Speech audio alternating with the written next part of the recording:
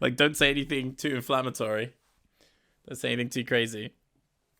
So I was actually going to ask you this one question. Like, genuinely, this was not something I like had planned or prepared. It was genuinely a question I was going to ask you anyway. On Genuinely or generally? Both, because they both work. Okay. Which is, should Destiny have a future?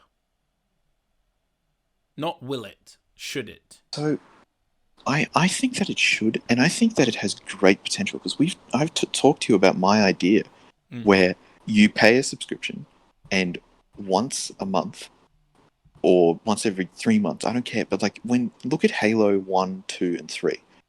It was just a game that came with like X amount of missions, you know? Why can't Destiny? Because like, look at Prophecy, look at 0 Hour. Even just Wrath of the Machine, if it was a little bit easier, it could be. It's 3-manable. It's pretty easily 3-manable, and we can agree on that. But even if they made it even easier, and if there was multiple tiers of difficulty, but the problem would be the loot game in Destiny. Yeah. Because it wouldn't have much of a loot cycle to it, because obviously there's only X amount of missions. It's not a whole world.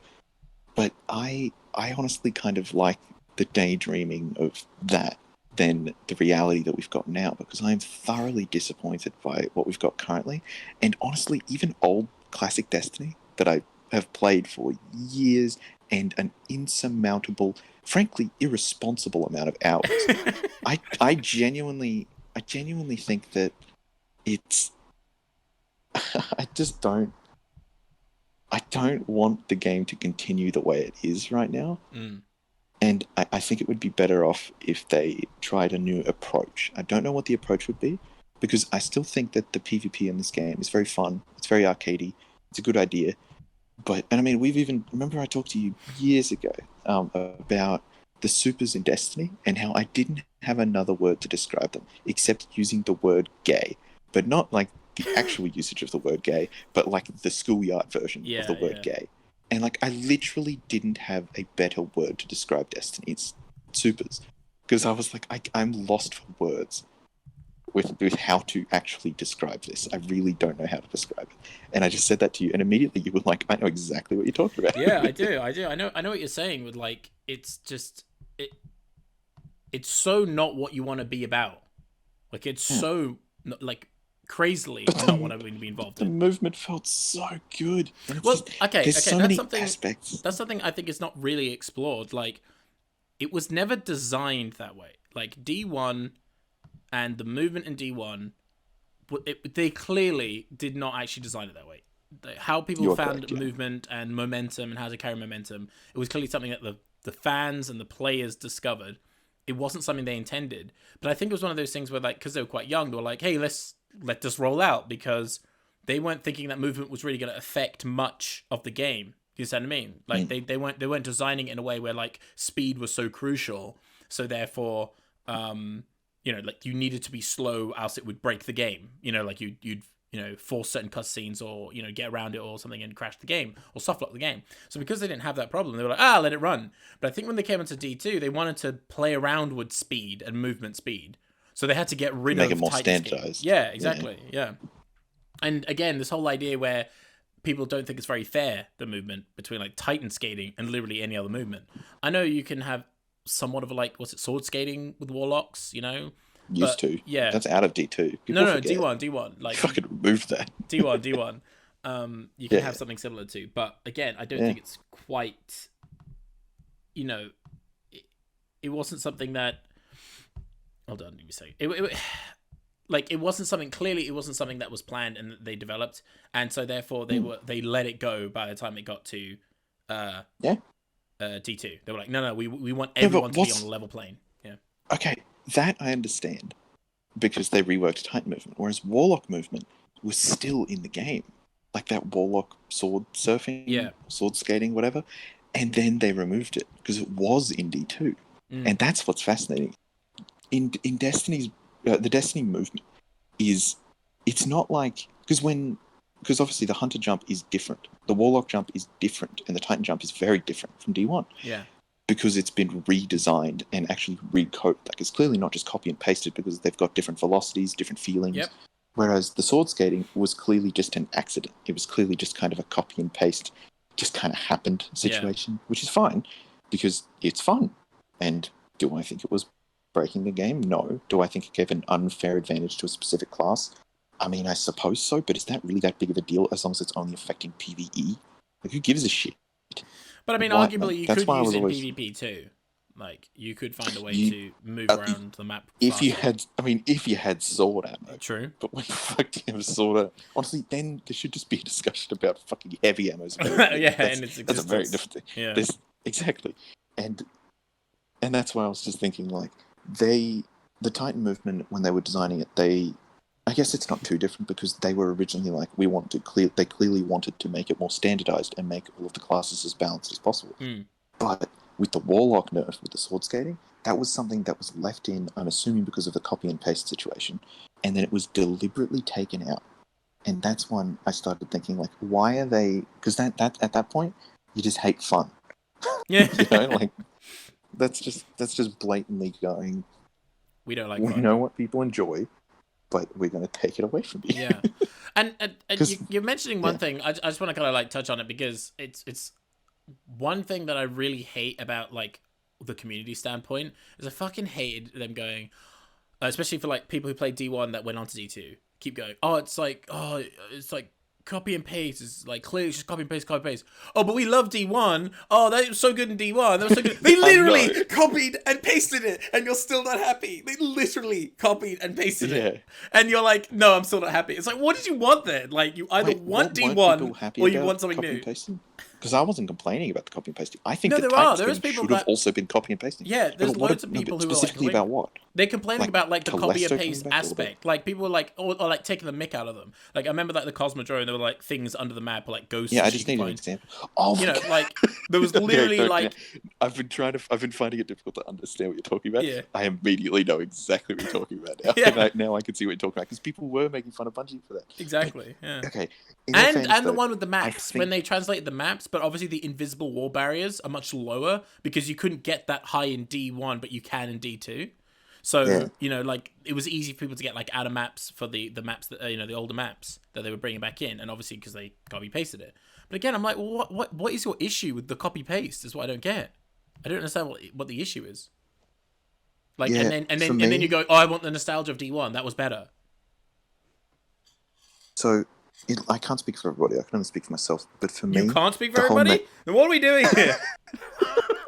For me...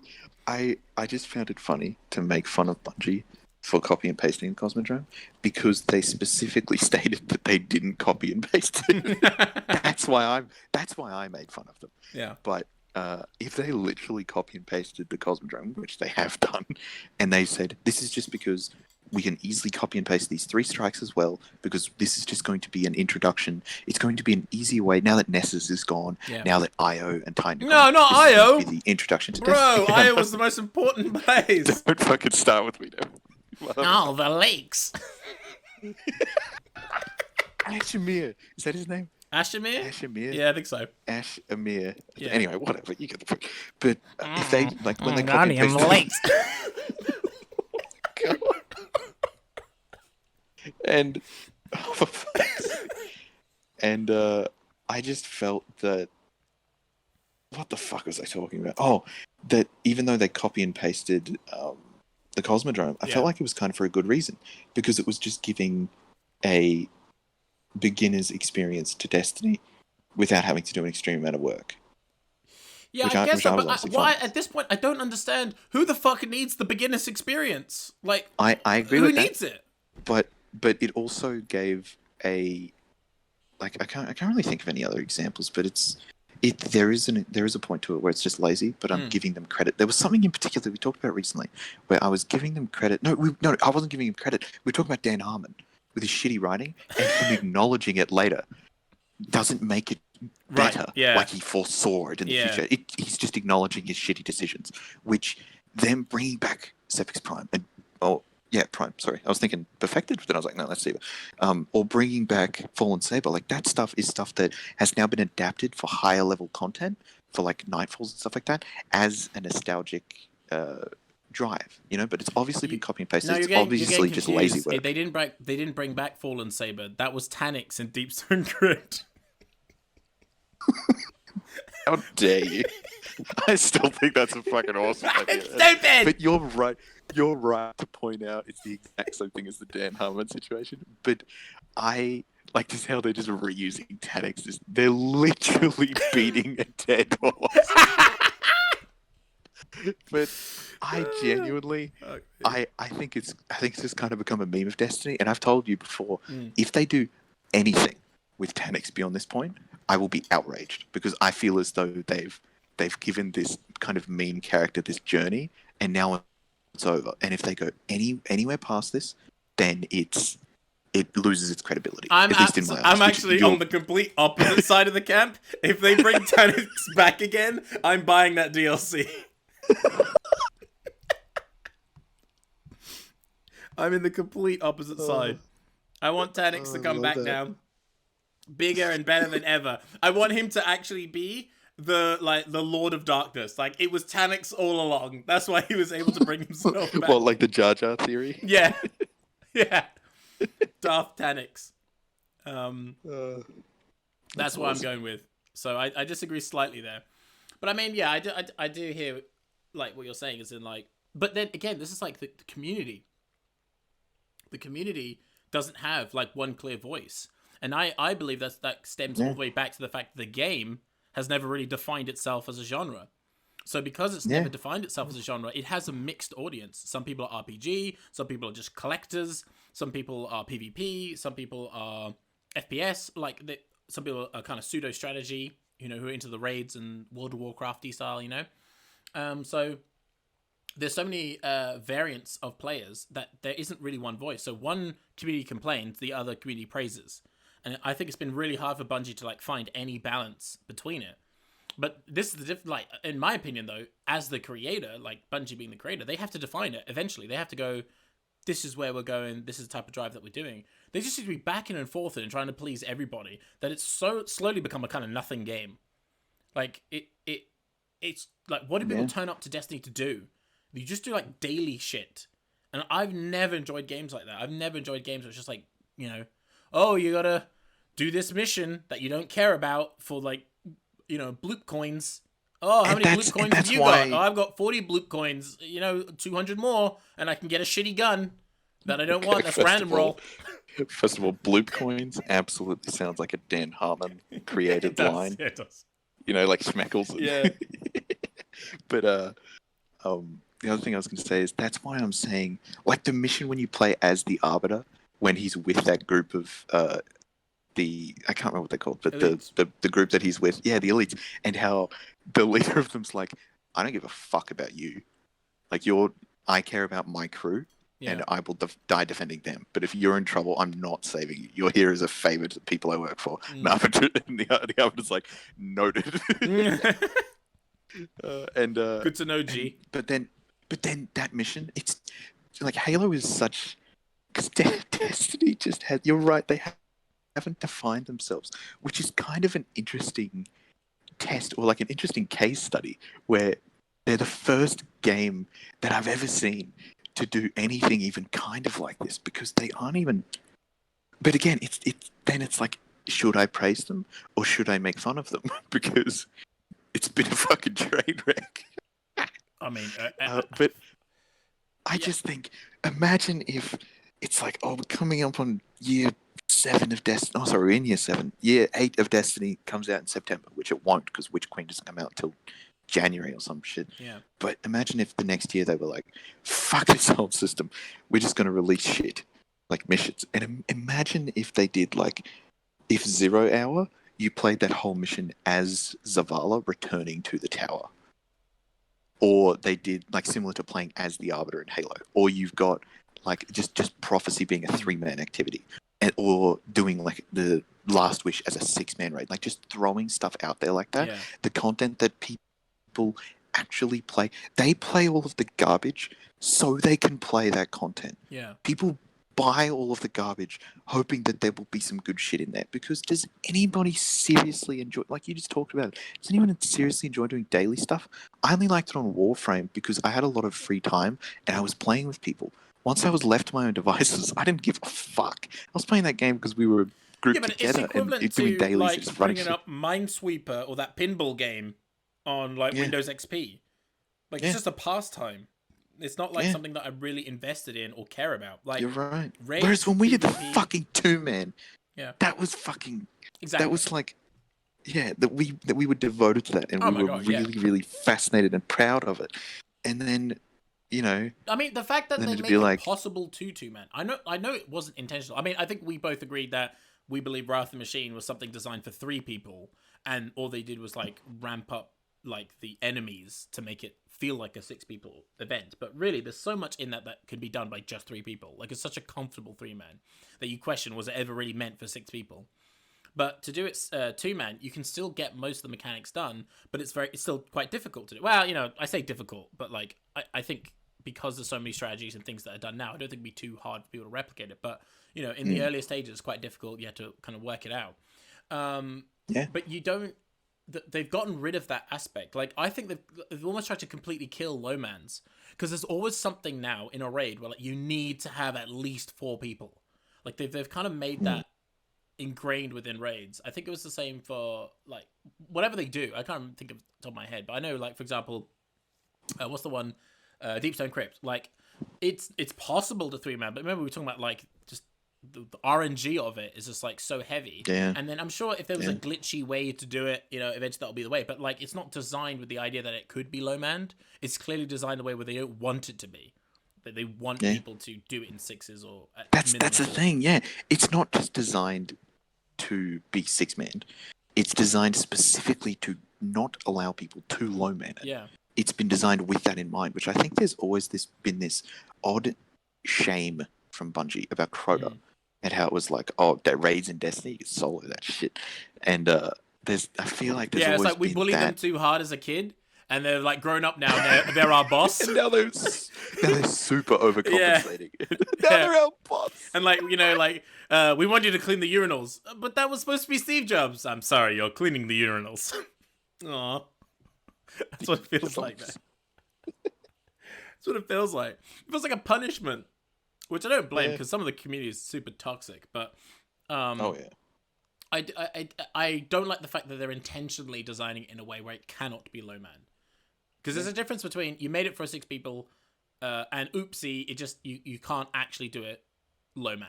Fair enough. It's an accident, but it does feel like they're intentionally going, no, you have to have at least 4 people or 6 people. I mean, whatever, even with the inception of Destiny 2's raids, with the whole like the res token thing, I actually think is kind of a cool idea. But the fact that there's a timer that counts down is what is that about? Yeah. And Dado, no one described it better than Dado, where he was like, there's no room for hero moments. Let's take them, where it was like those moments when you know there's Clutch. 3 people left at War Priest and he's one shot, but you've got to get to that next damage phase. Yeah. Can these guys pull this off? Yeah. And that's just not. We're never going to see that again. We're just not going to see that again. Yeah, there's no clutch. And no, I think the reason why they did that is because they didn't want like. I think there was a possibility of like a wipe mechanic happening and then rezzing someone as a kind of self-res thing. And obviously because they got rid of self-res, they wanted to make sure no one could self-res ever again. Like self-res was no longer going to be an option. So I think that's why they have the timer. So regardless if you res him afterwards, so it's impossible to like res later on because you have to get within that time frame. You can't like push it towards a damage phase.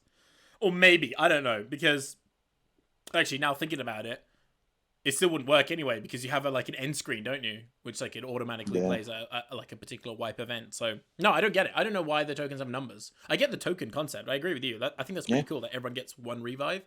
But I don't understand. And plus, it's always good because don't you just hate being the one guy that has to res everybody? Like no one, like, everyone like gives that job up. But the I don't get the countdown clock. I don't know. Yeah, you're right about that. I don't know why they have that. Like, what's the point? It doesn't make it any more interesting or harder. You know what I mean? It doesn't actually add anything. But yeah, I think that's what's super weird. But I think I think part of the reasons why Bungie kind of react in certain ways, I think you're right. I think they feel a bit embarrassed by like level design when it can be 2-man because it's like it feels like to them that we're insulting them by going, oh, look at this raid, it can be 2-man. Like, you clearly didn't put much thought into this because it didn't need 6 people. So I think that's why they're kind of like, okay, well, we're going to make it so you do need 6 people. You know what I mean? Like, we'll make it that way. And so I think that's what's... Yeah, so I think you're right. I think there is a bit of embarrassment to it. But at the same time, I think they have the same feeling towards speedrunning as well. And I think that's 9% of the reason why Worldline got nerfed is because I don't think they like the fact that people could, like, speedrun and break the raid in, like, you know, under 5 minutes. What? Yeah, go on, nerf fucking Worldline, yeah. It's not like fucking One-Eyed Mask was broken for a year and a half. Fucking fuck Worldline. We've noticed it, and we're looking into it. Oh, what a fucking joke, man. It really is. It really is. But I can't help but think, though, that... Okay. If we're going to talk about Bungie, I'm going to bitch about the community as well. Like, the one thing I hated about the Destiny 100%. community, 100% that I hated, I'm going to talk from a PvE raid angle here as well. So, you know, whatever to everybody else. So but buckle in. I fucking hated cheeses. I still do. I still hate cheesing a raid. I don't see the fucking point in it. Like, I don't understand. Like, they're not designed to be that difficult. It's not like, you know, fucking... I don't know. You're so right. It's so easy. Not easy to do. Okay, fair. Like, some people are going to go, well, you know, if I'm a casual person, I'm not really playing that much. I don't have all the weapons. It can be a little bit of a challenge. Okay, fair enough. But you've got 6 people that you can LFG or friends that you can find to kind of have fun and do it. So, A, I don't understand the point. The rewards aren't really that great. When has a raid weapon been that amazing that you need to get, like, the perfect roll? It's always just been like, oh, this is actually pretty good. This is, like, a decent weapon. But it's not been so broken that there are no alternatives. Do you see what I mean? Like, there's never been... Yeah. I can't think of a single gun. Like, I love Fatebringer, all right, from D1. But there are other hand cannons. There's other weapons you can use to complete... It's not like without a Fatebringer, I can't do anything. You know what I mean? Like, it's just my, like, a kind of favorite weapon of mine that I decide to use. But, so, again, I don't understand people who are, like, just want the finish. I don't understand people who want completions. Like, they want to cheese it, so they have, like, 700 clears just to boast about it on LFG groups. Like, you didn't just rinse and repeat the same boss on a cheese mode, and it counted as a kill. You know, I don't understand that either. And then, the worst part is, it's like, even the, like, I think cheesing bosses has kind of destroyed, or like finding ways to cheese raids to like speed it up or not to do the intentional way. I think it takes away from like content creators as well. Like, you know, if your thing is that every Friday I stream and me and my gang, whatever, we do raids. But like, what's the point in watching it if everyone is just going to cheese it? Like, that becomes the thing that you do. Like, what I don't understand. Like, there's no entertainment value. And have you heard? Yeah. No, I was just going to keep rambling. What do you say? Have I heard what? I was going to say, have you ever heard me, for an Indian, talk about Golgoroth? And we would tell people, if we hear the words glitch spot, we are leaving. There was a glitch spot in Golgoroth? Yeah, so the person who took just to gaze clarify, had to I'm take... not a year 1 person, so I'm like year 3. Also, it's year 2. You fucking... I was year 3! Calm down! And, calm down! And... Golgoroth was so you took gaze, but you had to take it from a certain spot, and then so either you get someone to shoot it to take gaze, and then you took gaze and then hid behind this certain spot where, you know, Golgoroth's darts, they can't hit you, so you're just immune, which means you could just sit there and you wouldn't have to shoot them. That's literally the whole point of the glitch spot, is so then the person taking gaze doesn't have to shoot them, because so much of the time, the person doing gaze would die to the Axions. And just run. Dude, you could also just shoot them. They aren't fucking A.E. Gabriel. They're not impossible to hit. It's a fucking... What are you... And we would just... we just wouldn't understand when people just were unable to do it without glitch spot. And glitch spot, you also lose about 5 seconds of DPS. Like, you lose DPS time because of it. And so if we heard the glitch spot, we would just be like, we will leave. All 3 of us. You will lose half a raid team. Try us. Fucking do it. Yeah, I mean, I it's just stupid. Like, what I don't get is, like, it surely, because you've been doing the whole game and the rest of it, like, the story mode is a joke in terms of, like, difficulty. I mean, like, I'm pretty sure someone could blindfold their way to completing a story mission. But if the only challenges and endgame content is going to be raids and possibly PvP, and maybe like now the dungeons, because fuck strikes being an endgame stuff. I don't care. You can call it Master Nightfall. You can have a Unstoppable or an Overlord or whatever. You're correct. It's just higher level. Yeah, shit. It's just essentially the same thing with just like times 10 health bars. It's like, for me, I don't know why anyone cares. And under a time limit, which is like, who cares? Bungie is it's always a strike. just, yeah. Like, I don't care if it's the hardest strike. I like the time limit when it's actually relevant to the scenario that you're in. For example, Whisper and 0 Hour, because of the amount of stuff that you have to figure out, that you have 20 minutes to see how far you get. Yeah. And then like in that context, I think it's brilliant. But with Nightfalls, because we already know the layout, having the timer, I think, is just there so then people don't just sit at the back of the map and pick off enemies one by one, which you would do if you're lower level, which also let people do. If it's going to take them 4 hours to do a Nightfall, let them have it. Exactly. They're doing 4 hours for a Nightfall. You're like 80 light levels lower, and you sat there for like all day just to get like one little exotic or some arms or some shit. Like, yeah, you deserve that, man. What, are they going to do that every day or every week? Come on. Like, it's not going to be that difficult. Like, you mean, like, what's the point? So if your only, like, endgame stuff is PvP and raids, then let the raids be challenging. Like, challenge yourself. I don't understand why, like, PvE people want to cheese bosses, or, like, will only do an LFG group if they can cheese. Like, they won't do it otherwise. It's, I don't understand what you're in for then. Like, do you just play games to win? Because there are other games that do that. You know, like that super easy mode, you always win, everyone is a winner at the end of the day. You can play those type of games. I don't understand why you come to Destiny just to go, like, oh, I'm going to cheese this boss. Like, I was so pissed off. I was so brutally pissed off at when they cheesed Riven. I hate anyone who discovered that. Whoever that was, I personally you're right. Deep within my soul. No, I'm joking. You're pretty cool. I mean, I agree with the point. I hate that because like the Last Wish, I didn't buy the DLC. And I was going to wait to see the new raid before I bought the DLC. And Last Wish convinced me to buy the DLC because I was like, this actually looks pretty challenging. It looks pretty fun. And like, even when like I understood the mechanics of Riven, I was like, this is still hard. Like, I can see LFG groups struggling with this. Like, even though I know what I'm doing. Like, typically, the difficulty in raids is day one, because no one actually knows what they're doing. And then once they figure it out, it's like in like a day or two, you've two-manned it. You know, like it's not really that, you know, it's not that demanding once you figured it out. But Riven seemed like a boss that was still challenging and demanding even after you figured out and you knew what you were doing. Because there were so many call-outs, there were so many things you had to keep like memories of and, you know, keep it all, like all in your head and like balance all out and survive if you were low light. Like, it was great. There was so much happening. And then when it just became fucking rocket cluster bombs, like old school Axis strats to like just cheese the boss, I was like, that's it, it's over. Because like, what's the point? Like all the entire LFG was cheese only. I didn't play a single LFG run legit. Not a single one. Yeah. Like everyone was like, and they would rage at me, and sometimes I'd even get kicked for just suggesting it. Yeah. Yeah. That's just. I mean, we've talked about it numerous times. It's like, this is not the community that we were a part of at the beginning of this. You know, these are not the same people. Yeah. You know. I mean, and that's just the way it is. But that's why I bring back to the original question. Like, should it have a future? Like, for who? Like, who's its future for?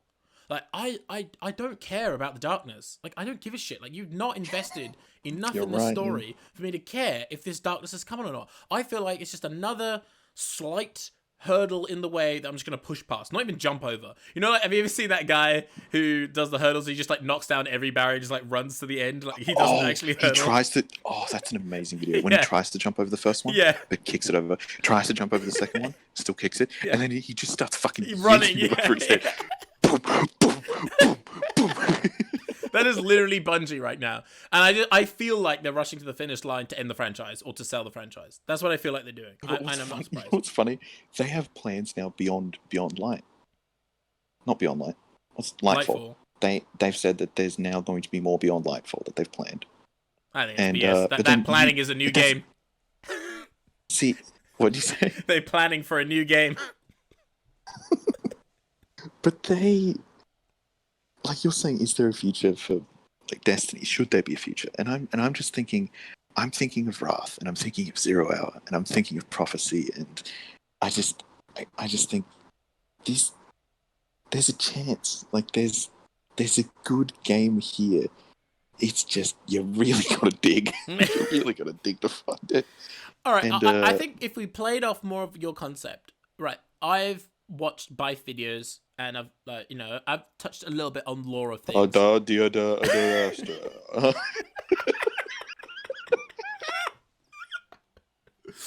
I'll see you, star sign.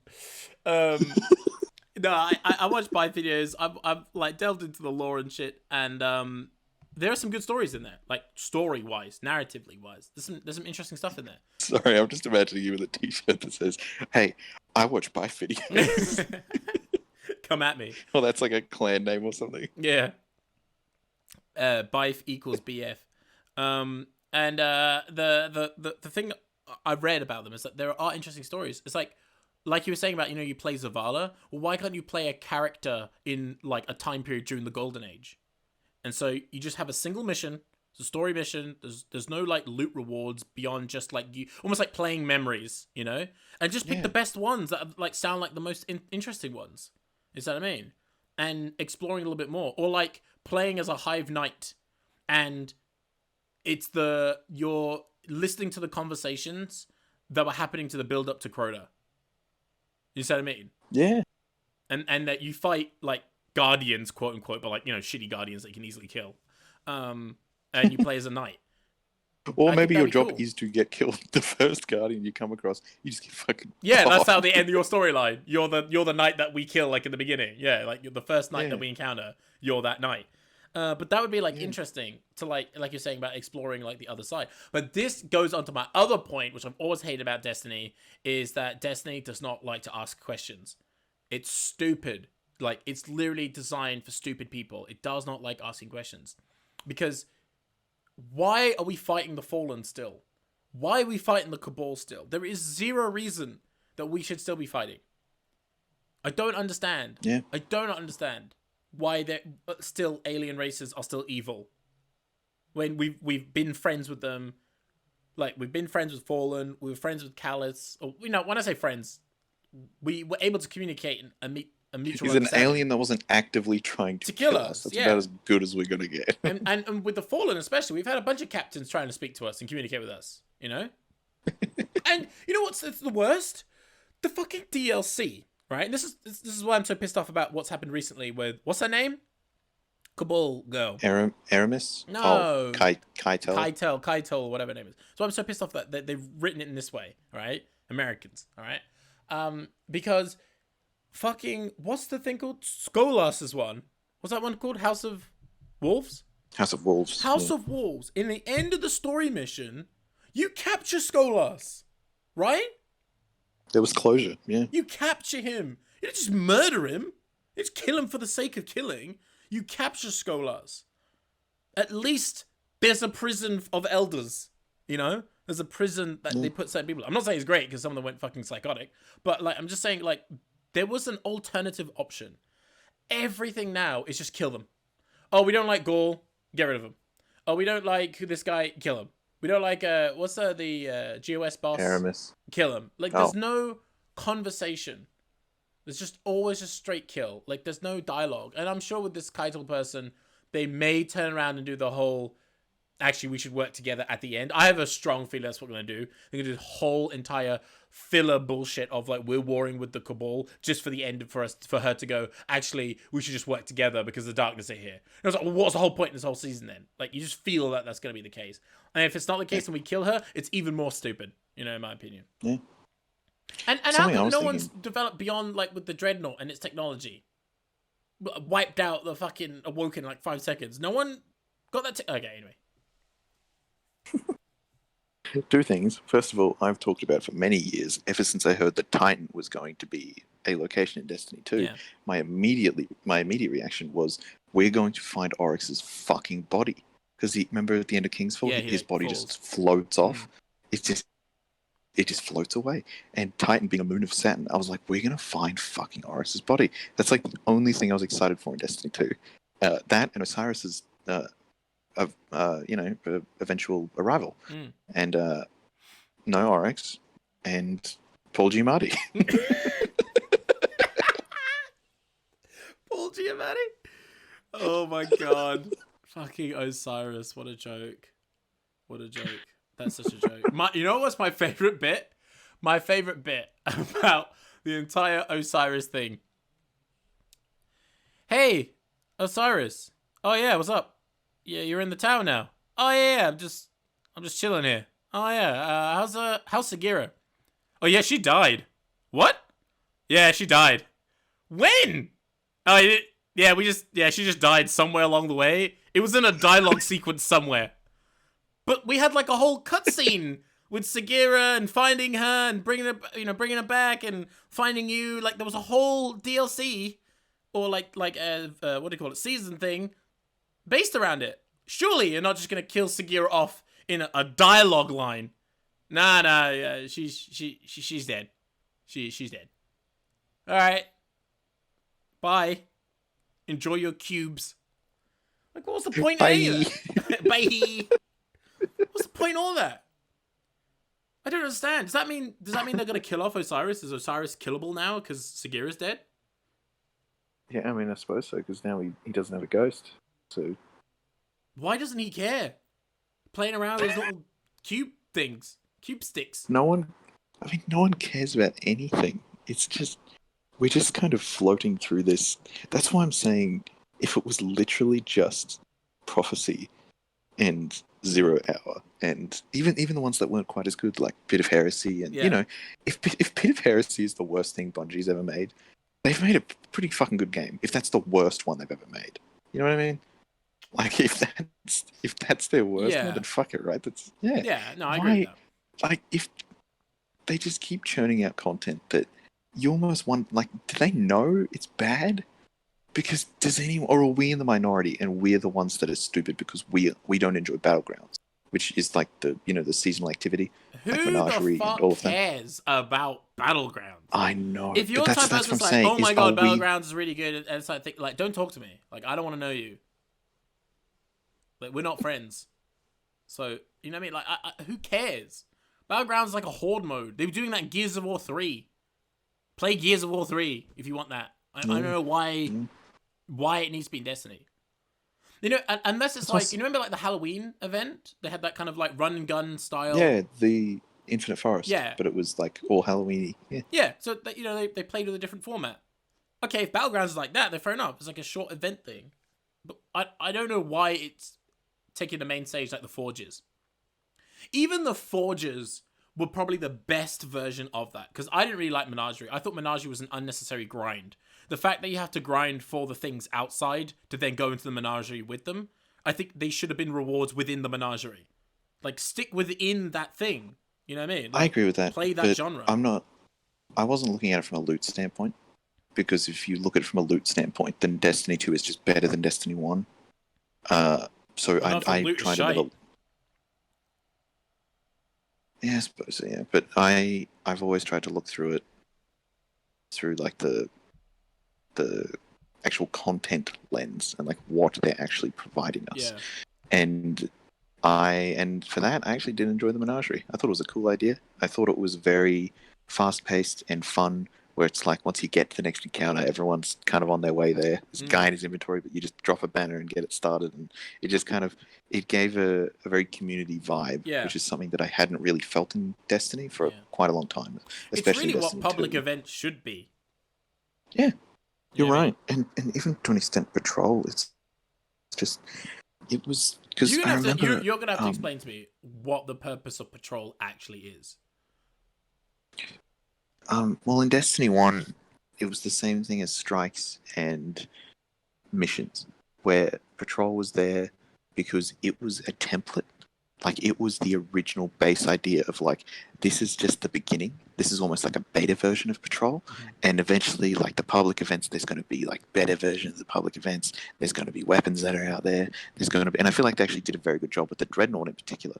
But the Patrol activities in original Destiny and in Destiny 2 felt extremely like They are empty. at least but at least it was an avenue to explore the world.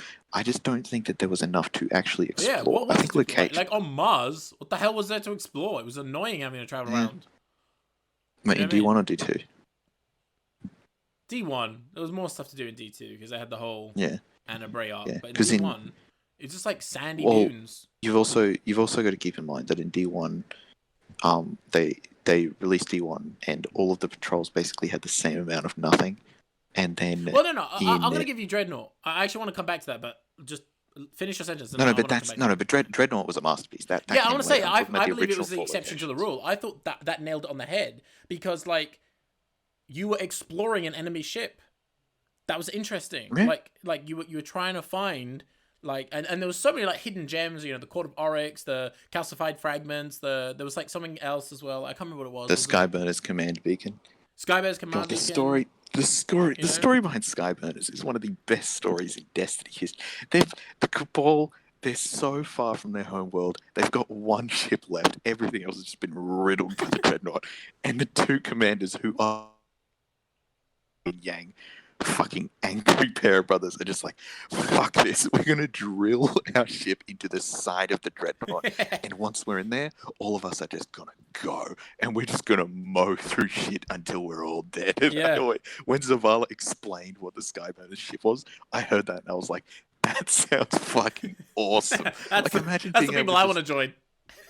Exactly. Like if you imagine being able, like we were talking about playing as Zavala or playing as, blah, blah, blah, a knight or anything. Imagine playing just as a legionnaire. Like, the Skyburners in Destiny 2, that shitty scout. I want to be a phalanx as well. I want to boot people like all over the place. There's so many, and being like a 6-man, like in a raid. Yeah. And just like 2 people are phalanxes, then you've got a Scion who's like really nimble. Oh my god, that'd be awesome. Imagine a 6-man raid as Cabal enemies. That would be amazing.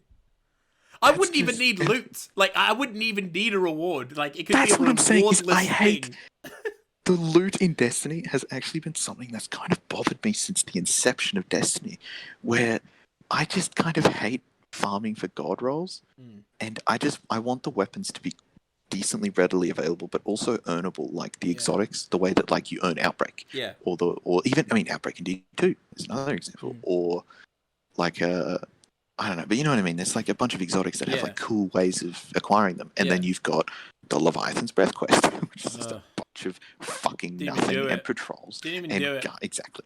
Because why would you? But and I mean, even for Xenophage, there was those little puzzles that you could do on the moon. Yeah, but it wasn't that bad. Like, it was cool. It was. No, I know. No, I'm saying Xenophage was like a cool one. But I feel like without loot, because you were saying with the Cabal one, even if there was no loot, it would still be good. Fun as hell. Imagine playing Battlegrounds as Cabal, though. That'd be fun. See, and it's like Cabal versus Fallen. But then every now and then there's just a group of fucking Guardians that just come in and just fucking mow down. They're the end boss. That's how it always ends. You getting killed by Guardians. Yeah. But like, okay, here's my thing, though, right? Destiny or Bungie needs to like nut up or shut up. Nut up. And finally give in to Tito Ortiz. Nut up and finally give in to the fact that you want to be World of Warcraft, right? So give in to the fact that you've always wanted to be it, you've always wanted to do it, so finally become World of Warcraft and give us Fallen, Cabal, and Guardians all with subclasses. Give us the full range of different subclasses like, Priest and Rogue and all that shit, like just like make a bunch of subclasses, have 3 different races, just go all WoW on us, right? And then going into raids will be fun because all the different combos you could do. And like everyone will be trying something new. You know what I mean? Like everyone will be like, oh, I'm going to do like only Cabal. I'm going to do only Fallen. I'm going to do like one guy's just Fallen Captain, one guy's a Centurion or whatever. But like make disadvantages and advantages. So the advantages, you got lots of shields, but your weapon and damage output is really low. You know what I mean? And like Scions, maybe like good weapon choices, but really weak. Like he'll die quickly. So you don't make it light level. You make it class based. You see what I mean? When I mean light level, which it should, which it kind of should have been from the beginning, because you've already heard my rant about light level. Yeah, that you love. And you think you should say. Yeah. I I mean, I've just always been really. I mean, because the loot system in Destiny, it's like thinking back to like just praying. Because I was going to say praying for a good Ace Luna. I didn't have to. I have the best Ace Luna in Destiny 1. I had rangefinder, hidden hand, and then I had rifled, and then either sure shot or true sight, depending on depending on what you like. I like sure shot, but if I didn't, then true sight's sitting right there. Yeah. And I had that role since a few months after Taken King came out, so a few months after the Luna actually came out. But for years, people still haven't gotten good Lunas. And that's the kind of shit that I hate. Like, I don't, like, I want to, maybe a bit of a grind, like with the Menagerie, how you could get, like, to get the perfect beloved, in like 2 weeks, you could do it. Like, you might get really fucked with RNG, but it's doable. It's like a 1 in 50 chance to get quick draw and snapshot, and you just got to keep at it. Whereas a Luna, you might get one Luna a week. That's it. And and that's even if if you you're play like a really ton grinding. of crucible, exactly. But then other guns are super farmable. But then, I just didn't like that. Even at D2 right now, there's certain guns that are just ridiculously, repeatably farmable. And there's some guns that go fuck yourself. You might get one of these every 6 hours, maybe. Like in particular, you know how there's because they are still doing pinnacle weapons, like ritual weapons. Like there's the Adored, the sniper rifle, and then this season it's the grenade launcher. But like in the past, like Recluse, Mountaintop, all of those, pinnacle weapons. But now they're doing something that's not as much like pinnacle weapons, but it's just kind of like they're called, I think they're called like activity weapons or something, where every season they introduce a new gun to the Crucible, a new gun to Gambit, and a new gun to Strikes, but it's a random drop and it has random rolls. So, do you remember the Crucible? No, you wouldn't remember this hand cannon because you didn't play year 2. You might have seen me use it though. It's a green Crucible hand cannon. It's still purple, like legendary. But the color of it is green. Just remember the Hawksaw? Remember the color of the Hawksaw? Yeah. It was called the Byronic Hero. Yeah, I do you got remember one that of hand those. cannon? Yeah, I got a bunch of those. You might have gotten them from. Yeah, you would have gotten them from Engames None and of them stuff were because good they're still in the rolls, loot but pool. I Of got a course. bunch of them. But even statistically, it's not a very good hand cannon. But that is now in D2. You can get it from Gambit. Why? It's just they're just copy and pasting models. This is not a new thing for them. Okay. But honestly, I thought they literally brought back the Byronic Hero. They just named it something else. No, it's the same model. Yeah. It is a different archetype though. It's one of the few, like the first curse and the what other hand cannons are even like this? The hard hitting hand cannons. It's one of those which there's not actually that many of them, so people kind of look at it as like, oh, there's an option for that kind of archetype, and it's got some really good perks on it for PvP and PvE. So it's just kind of a cool weapon that I actually played Gambit for a couple of weeks, hoping to get a good one. I got a few of them, but they were all just kind of shit. But it still felt good, even with a bad roll. It was just a cool gun, and it was something they added. There's also a sniper rifle that looks a lot like the Her Benevolence in shape. Like it's got that classic D1 style, but it's just completely red. It's called the Frozen Orbit.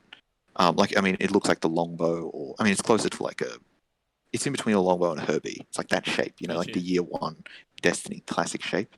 And it's just called the Frozen Orbit, and it can just get some cool perks. It's not the best sniper in the game, but it's really, really rare. Because you can only get it once every 30 Crucible games. Maybe not that bad, but you get the point. Yeah. And then just to wrap this up, there's also a rocket launcher from Strikes that can also get some insane rolls. But again, there's other rocket launchers that also do the same thing, but are much easier to farm. But that's why I'm saying I've never really liked, and maybe I'm giving a bad example, and I've also fucking ranted about this for way too long. But this is kind I've of a bad done example 2 or 3, these... so I'm glad you're getting at least one in there. And so these weapons aren't necessarily the pinnacle of weapons. It's not like farming for a Recluse took 10,000 hours to get the right Recluse. And if you have the right Recluse, you are just better than everybody. No, it was the fucking Recluse. Yeah. And there was something I liked about, in my kinetic slot, all I ever carried at the beginning of Shadowkeep, all I ever carried was Mountaintop and Izanagi's. In my energy slot, all I carried was Recluse and Oxygen. In my heavy slot, all I carried was Delirium, Wendigo, and Anarchy. Those are the only weapons I carried because in PvE they could do everything. And I kind of don't fucking start with me. It's like I got a first try. Fucking 69 Anarchy runs. Are you kidding me? Oh, I know, man. What a fucking joke. How's that even possible? Statistically, how is that even possible? Anyway. I was watching an episode of Community tonight, and it was the episode where Annie and Jeff are running against each other for student president, like student council president. Yeah. And Gareth, Gareth, obviously, right? And he's up on stage talking, and he's just fumbling his words and saying, like he didn't even want to be on stage. He was just in line for ice cream, and then got dragged up here. Yeah. And and then Troy goes, I can't remember exactly what he said, but he said something like, Gareth is such a disaster that, could you imagine if God spilt a person? I don't know why that came. Wait, what the fuck were we even talking about that I got to that? I actually am struggling to remember. I remember saying to myself I should keep a mental note because he's going to go on a bit of a tangent of what we were talking about, but I lost it too because I was too busy remembering the episode. Oh, that's what it was. 69 Anarchy runs. I feel like God just did that to you, just to bother you, just to inconvenience I think so. you. Not to spite you, just to bother you. and the worst part is, it was my most unenjoyable raid as well. Oh, it's the one you hated the one the I most. didn't like the most. And again, I'm not going to go so far to say I hated Scourge or Scourge. I never really remembered which one it was supposed to be. Who gives a shit? But it's not that I didn't like it, because I actually thought in terms of a narrative, I actually knew why we were there. Unlike most raids where I have no clue why we're there, what we're doing. But I actually knew why we're there. My difficulty was I just found it boring. I just didn't really find it too interesting. And I'm sorry, I'm gonna break the hearts of all Destiny fans, because apparently this really touches people's souls. I'm not into sparrow racing or sparrows at all. I think. Yeah, but no shit. I mean, you've whined about that. So endlessly. I don't know why people love the sparrow bit. I'm like, it's just fucking riding around on a shitty bike. Honestly, as someone that really did it. No, but as someone that really did enjoy sparrow racing, because I was doing it with friends and it was just chaos and fucking each other over, I actually really didn't like the Scourge Sparrow section. I found it very boring and very easy and just frustrating when Jack keeps landing on your fucking head and just won't slow the fuck down and just go. Anyway, but like I think it's cool that they were toying with stuff like that, and I keep wanting them to try new stuff in raids and keep giving new stuff a go. But and if they throw something at the wall and it doesn't stick, that's fine. They tried it. Let's just keep trying stuff. Stop it, because Garden and Deepstone Crypt felt basically identical in feel, like mechanically and even structurally. It was both of them were 4 encounters long. I don't know. With a I hear what you're saying, and you're gonna give me a lot of logic that I'm not gonna disagree with. But you gotta give me a lot of logic. I'm not really down for that as much. No, I'm joking. I know whatever you're gonna say on next. I believe I'll let you have the space to say it, but I thought Garden was way more boring than Deepstone was. I thought it was way more boring. No, but you're talking. There's so much hanging around. Narratively, because no, I mean in the raid. Deepstone had. Oh, okay. I mean, you don't really hang around in Deepstone. You're always moving. Like, there's always a need to move in Deepstone. There's never really a reason for you to just stand still. Whereas in Garden, because in the second account of Garden, you're just sitting still. Just sitting still, killing some enemy, and then doing the running the bases, baseball stuff, right? No, you're right. And you're then 100% right. Yeah. You can argue the Harpy picks up a bit, which I think should have been the only encounter in that section, personally. I don't know why we were there for that long. Yeah, it's the same thing as Vogue with Templar. People praise Vault of Glass. God. You just sit in that area for 25 minutes. I always forget there's technically 3 encounters. Templar should have been the Templar should have been the only encounter there. Templar. Oh my god. Is that the order? Templar I don't remember. It's Confluxes, Confluxes, then Templar. Yeah. What it should have been was the Templar should have been like health gated. So then each segment of health, you just have to do a couple waves of oracles and just kill a bunch of ads. Maybe not even protecting Confluxes. How you're killing Templar, similar to Oryx, is by completing the encounter. So you're not damaging him per se until maybe the last round. So like he's got like 3 times the health of a normal boss. The first part of his health is defending the Confluxes. The second part of his health is the oracles. and then the last part of his health is you do damage to him. But in the first 2 sections, the Templar's still up and about shooting you. So you got to keep running around and so much chaos happening. You know what I mean? You try and survive, that type of thing. Like, that'd be more interesting. The fact is just like, stand there and I still don't even know what the point of any of that was. Still to this day, don't understand what the hell VOG was supposed to be about. Still waiting for some answers. Well, someone didn't watch the Vive video. Jesus Christ. They did not watch the Vive video. Fucking But that's the only reason why I don't compare Deepstone and Garden. But anyway, why are you saying like the raid construct was similar? Oh, just 4 encounters and the fact that the encounters required basically the same amount of teamwork, and that the running sections lengths even were felt very similar. And I just and because if you look at Scourge, at least with the Sparrow section, it gave it something unique, where that's just something that I feel like I want more of in raids. I want them to throw us a curveball, like Gauntlet in Leviathan, even Dogs in Leviathan. Those 2 encounters are really fascinating, and it's something that we've never really dealt with. Like, Dogs in Leviathan is basically Gorgons from Vault of Glass, but as an actual encounter, which I'm hoping, if this is just a copy and paste of Vault of Glass, why the fuck why are you bothering? Yeah, I don't know. This is just to get people to buy the season. That's literally it, just getting people to buy. Make something new out of it. Fix the mistakes that you made, because people don't give enough shit to VOG for the mistakes that were made, because sitting around for confluxes and oracles is such a fucking waste of time. I really liked the Gatekeeper and Atheon encounters, but I think that's because it lasts for about 6 minutes, and I actually wanted the whole raid to be to maintain that pace. Like, like Shattered Throne.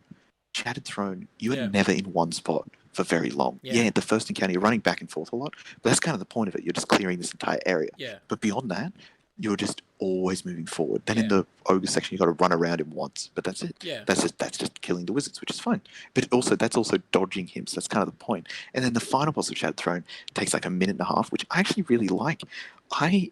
As someone who has played an irresponsible amount of King's Fall, I'll admit that, I didn't really like how long the boss fight was, and it felt quite boring's the wrong word, but it felt like there wasn't enough like busy work almost, where I felt like there was too many times where I was just kind of standing there doing nothing, like almost like I'm playing Siege. But in Siege, that's kind of the point of the game, is these bursts of not combat but action. Yeah, exactly. But I don't really want that from Oris or from a raid. Yeah, I know. I really like Shattered Throne, because it just, once it got going, there was the running sections in between Shattered Throne, and there was the slowed area with the thralls. They tried a bunch of stuff in Shattered Throne, which I just thought was fantastic, and in Prophecy as well. I think that they actually did take more risks in Shattered Throne, whereas I think visually Prophecy is just was like, because it was so unique, because we hadn't really seen anything too similar to that in Destiny, except for just art style wise, we saw it in the Reckoning. But even then, the Reckoning and Trials of the Nine, but both of those, the sky was just kind of white, and the sky in every different part of Prophecy is so unique. Yeah, like just the literally the atmosphere around you changes as you move through Prophecy, and just as, because you were asking me, should Destiny have a future? If they just released Prophecy every single month, 1 month was Prophecy, the next month was 0 Hour, the next month was Wrath of the Machine, the next month was King's Fall, the next month was Last Wish, the next month was Whisper. They just get, or they do like the original Halo 1, 2, and 3 model, which is they just put 20 missions into one game. If they just did that, I feel like I would have enjoyed that, and I feel like Destiny would be a lot more respected if it had done that, as compared to what it's doing now and what it has been doing for 7 years, which is a bunch of fucking busy work, and you're just hoping that the next raid is good, because if it's not, you've just leveled and wasted all your fucking time for nothing. Now, I've left PvP out of the discussion, because PvP is a different, because PvP isn't, it's not, because PvP is not supposed to be progressive. It's supposed to be fun or competitive, or it's supposed to tick certain boxes, whereas PvE should always be trying to build on itself. PvP is about making a good game and then maintaining that. That's what PvP games should do, and what Counter-Strike did do for a while, and then the developers of Counter-Strike just kind of started leaning their heads into the fan and just. And the community fucking hates the Counter-Strike fucking balance team. Or at least they did for a while. I haven't caught up with that game in like 4 years, so I don't know. But it might have changed by now. Yeah, so with PvP balancing, it's very different, and that's why I try and avoid PvP topics, because in Destiny, like, look back at Halo. Halo had such a big audience, and the PvP was there as, like, something else fun to do. Whereas in Destiny... already a good game. Yeah. Whereas in Destiny, initially, it was clear that Crucible was just kind of an additional thing, a bit like how Gambit is treated now, where Gambit isn't like... People don't treat Destiny as like 1/3 of it is PvE, 1/3 of it is Crucible, and 1/3 of it is Gambit. No one treats it like that. Nah. But in D1, it really was half the community, maybe not half, maybe it was like 65 to 75% of the community was mainly PvE, and then the other 25 to 35% were PvP. And I think that that's actually a much bigger majority than Bungie assumed they would actually have, which I think is made clear. These are my assumptions based on how poorly balanced Crucible was in year one of Destiny 1, because I just don't think that they expected a lot of people to play it, so I think that they were trying to focus on PvE more. Perhaps I'm just being naive. Maybe they were just shit at balancing it because they were shit at balancing it, and it's just that simple. But I'm just trying to give them the benefit of the doubt and saying maybe they were trying to work on other stuff, blah, blah, blah. I don't know why. Listen, dude, I'm an addict. All right, this is the way I talk about Destiny. It's the same way fucking addicts talk about heroin. They just can't get away from it. It's like it's ruined their lives. It has become their lives. Just one more DLC. That's all I need. Yeah, I know the feeling. I think what's such a difficult. I think that's really why Destiny gets beat up so much by its community, is because of the potential that the game has. And like you're saying, the good bits are great. It's like being in a relationship where, like, imagine you're the female in the relationship, and Destiny's the male. Well, right? That's so hard for you to say. And no, I was trying to think of I'm thinking of the scenario whilst I'm building it. So right. So imagine the female. Yeah, so you're the female in this scenario, and you're the male. And why do I have to be the female? No. The Destiny community is Bungie's the guy, right, in this scenario, right? Okay. And so it's like, imagine, right? He has a job, and we've got a place together, and you've got a job too, so there's a little bit of independence. And you know what? He said, you've always wanted to go to school, and I'm going to work hard, do these extra shifts, so you can get the education that you've always wanted, and you can, like, get the career that you wanted, your dream job. But he also beats you and puts you in the hospital every now and again. For fuck's sake. Right? How did I... Honestly, I'm not angry that you've said it. I'm angry that I didn't see it coming. So, like, how did I not assume that you love the bits that are like, wow, like, the support, the structure, finally getting the things I've always wanted to do, but the consequences, domestic violence. Like, that's what it feels like being a Destiny fan. And I'm using such graphic imagery because that's what it feels like. And the only reason I'm using this much graphic imagery is because it is a product that you pay money for. It's not like it's something that's, like, completely free, and, the community was just bitching about it and having to go at the thing, even though it's completely free. Like, I've paid, like, come on, like, both of us, we must be in the, I don't know what the dollars, but it must be over £200 now. And I didn't even buy the collector's editions and things like that other people have done. So, like, who knows how much the actual grand total is? It's probably near 1,000 by now. I don't know how much, right? And so, like, you've set aside so much money, and at the end of the day, if you're still saying at year 7, Destiny has so much potential, it's like, when is that ever going to be actualized? Like, you're just buying into a false dream at this point. It's like backing a fighter that's just losing all the time. It's just like, they're going to get a win eventually. Like, they have the means to be a champion. It's like, yeah, they can have the means as much as they want. But if they're not winning fights, like, why are you banking on them for? You know what I mean? Like, I don't understand why like, that's why I'm using such graphic abusive imagery when describing the player's relationship to Bungie, because of that concept. Is that you paid your money for it. This is something we've invested in, and it just generally feels like they don't have a plan. I don't know who they are listening to. That's another thing as well. Like, who are they listening to?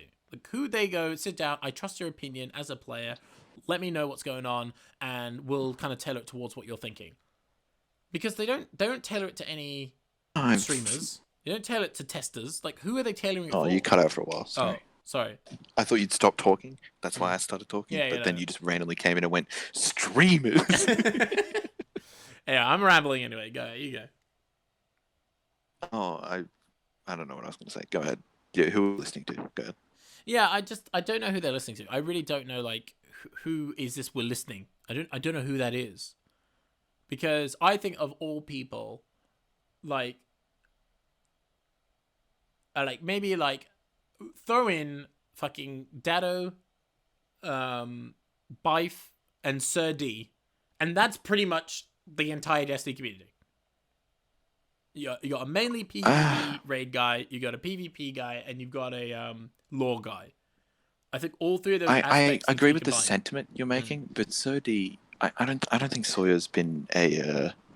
He's been much more focused on just trying to make like the Sweatical style content, where it's just like just now entertaining that's a content. recent shift though. That's not really. No, but I feel like Sawyer. Alright, what Frostbolt? I don't know. Do you name a PvP guy? I was going to say Cammy Cakes if anybody, because he's very analytical and very. There you go. Yeah. Because I mean, Sir D kind of quit. All right, fine. We fired Sir D. All right, we got rid of him. You didn't like him. We fired him. Sorry, I'm stepping all over your party here. I'm sorry. He's gone. We cut him. See, we're listening. You made a comment. I listened, and I made actions. That's how you do it, Bungie. So you got Cammy Cakes, Dado, and Bife. I think them, like, if you're not listening to them in the areas that they specialize in, I don't know who you're listening to. Like, what is the point then? Like, who are you listening to and why? Because clearly your developers, no offense, don't know enough about their own game or don't play enough to have a fair judgment on it.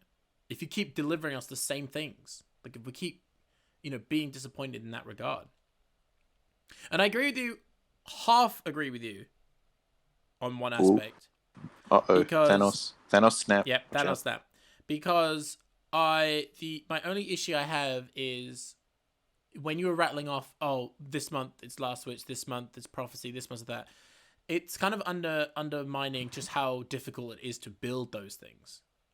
No, and I respect that, but I'm saying one every month. Yeah. I mean, what kind of turnaround are they doing? Like they must have like slave wages or whatever. Slave but time, again, in my mind, I'm envisioning that there is no patrols. There are no, like, everyone in that company is dedicated to making Prophecy. No offense, but they're not dedicating their time to patrols now. They are dedicated to these everything that they're working on, like with designing the new areas and beyond. Like I'm saying, what I'm asking, I know is quite an unrealistic deadline, but the point I'm making is that they're using a lot of resources in places and that making content that I personally... not necessarily that they should. No, they shouldn't cut them. I agree. Some people liked Battlegrounds. At least I have to assume Go that. away! Although I don't play know. Another game. The same people that asked snipers to be nerfed. Okay, I don't know who's saying it, but there has to be somebody. When I played Crucible recently, right? I forgot to mention this to you the last time we chatted. I played Crucible in D2 and I tried sniping. I don't know who the fucking hit shots, because you can't even slightly be far away from the target. You have to know that you're hitting it directly in the middle of his head, not even the side. Which if you're gonna get which I would be okay with if the game had a much higher skill gap. Yeah. But the problem is that it's so easy to just run around with a fucking Bastion and a Summoner and Stasis. That where sniping was at, yes, sniping was so easy in Destiny 2 in comparison to the first game, which, by the way, first game, also kind of easy. But at least there was any remnants of a skill gap instead of what the fuck we're dealing with right now. Because what we're dealing with now is hilarious. It's a joke. I'm not even affected it's not real. by D2 Crucible. I'm not even affected by it. I just don't... It doesn't comprehend with me. It's just a different game. Because that's the thing. We've talked about this. In our minds, we don't understand how any human being can equip that shit and just go enjoy it. But clearly people do, because people are using it. But I tried Stasis, and I was just fucking freezing people. That specific grenade, the like snow globe looking grenade, and with the Hunter Super, which, by the way, I thought Blade Barrage and Nova Bomb and Slam were bad when it comes to solo supered. I have never been solo supered more in a weekend by one super. That Hunter, Oh my god. like icy Blade Barrage looking Yeah. thing, I have been solo supered by it more than Oh my it's god. indescribable. It's it was so at annoying. least once per game, which was insane. Who made that and thought it was a good idea? No, let's not even go to the who made it thing. Right. We need to go to the root of the issue, which is who's enjoying it. Because clearly we're not. The people we're talking to Have aren't. you played Trials? Is there someone... I did Clearly last weekend, people enjoy and it was awful.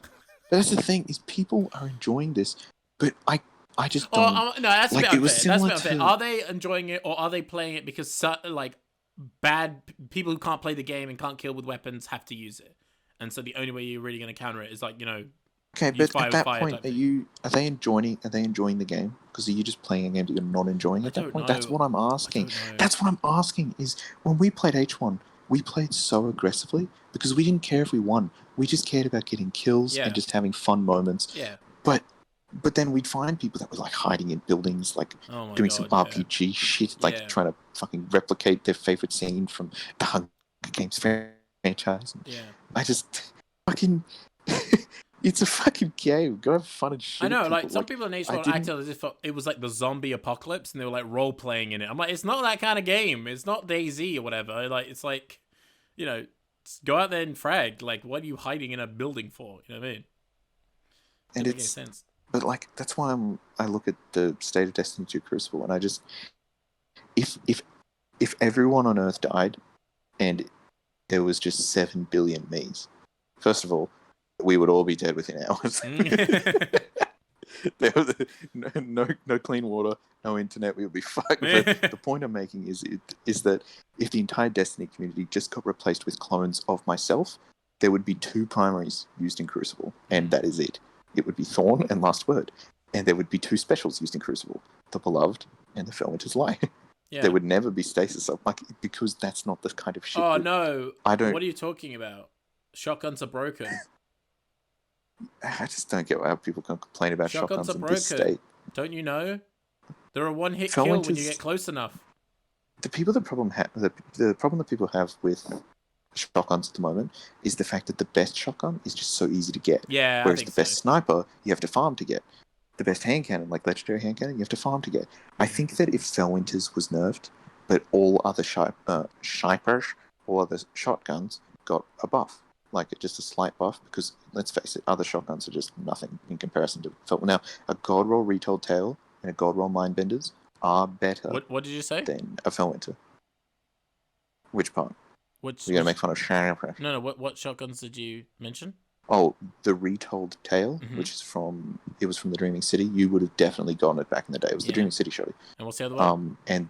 I just realized why you asked me to repeat it. What is it? Mindbenders. Mindbenders! It bends your mind! Well, there's a classic example of how I said I don't understand how people can enjoy stasis. I don't understand how a human being can enjoy that, and clearly you are, so... Well, that's because you've never had your mind bent! Stop.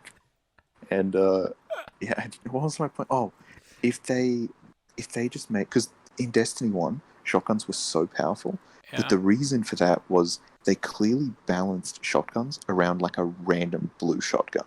So if you had a perfect Felwinter or a perfect Matador back in year 1, that thing was so god tier because they never tested a perfect Felwinter's Lie. What they tested was random blue shotguns and green shotguns with like average stats, or even legendary shotties with just average stats. Yeah. They never put aggressive ballistics with rifled barrel, with rangefinder or shot package on a fucking Matador and tested the range of that shit. Yeah. They never did, clearly. And why would they? Because they just wanted to test the average weapon. Well, it's so hard to catch everything, isn't it? Like, and I don't blame them at all for that. What I blame them for is when clearly there are problems and they don't fucking fix them.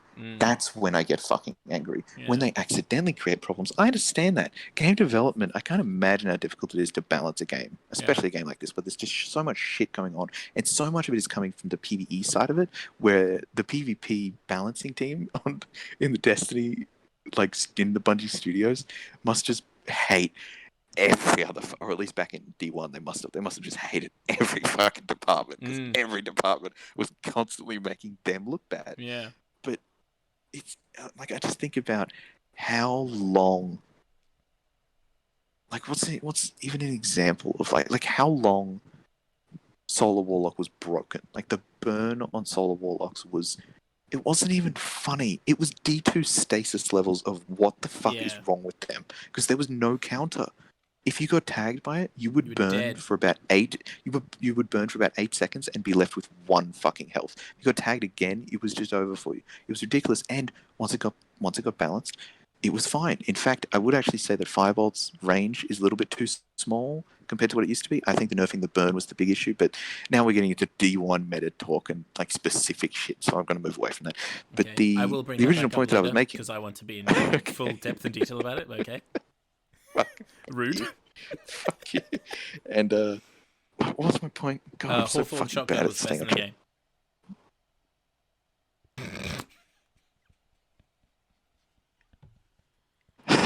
My original point Solar was burn that being PvP too balancing. Much when it came. No, I know that. I was thinking about prior to that, which was the shotguns, which was things like in Destiny 1, when it was clear that God roll legendary shotguns were untested in Crucible. Yeah. Like the perfect Felwinters or the perfect Matador. That stuff wasn't tested. Like in, and for good reason. I mean, they wanted to test average guns to make sure that average guns were good. Because if you put on some random shitty blue shotgun and some random shitty blue auto rifle, you were able to kill stuff in Crucible. And that's clearly how they balanced the game for D1. Clearly. Because it's illogical. When you look at Bad Juju's damage in Year 1 and Thorn's damage in Year 1, both when it was shit and when it was God tier, like when you could just 2-tap someone with Thorn and just fucking walk away.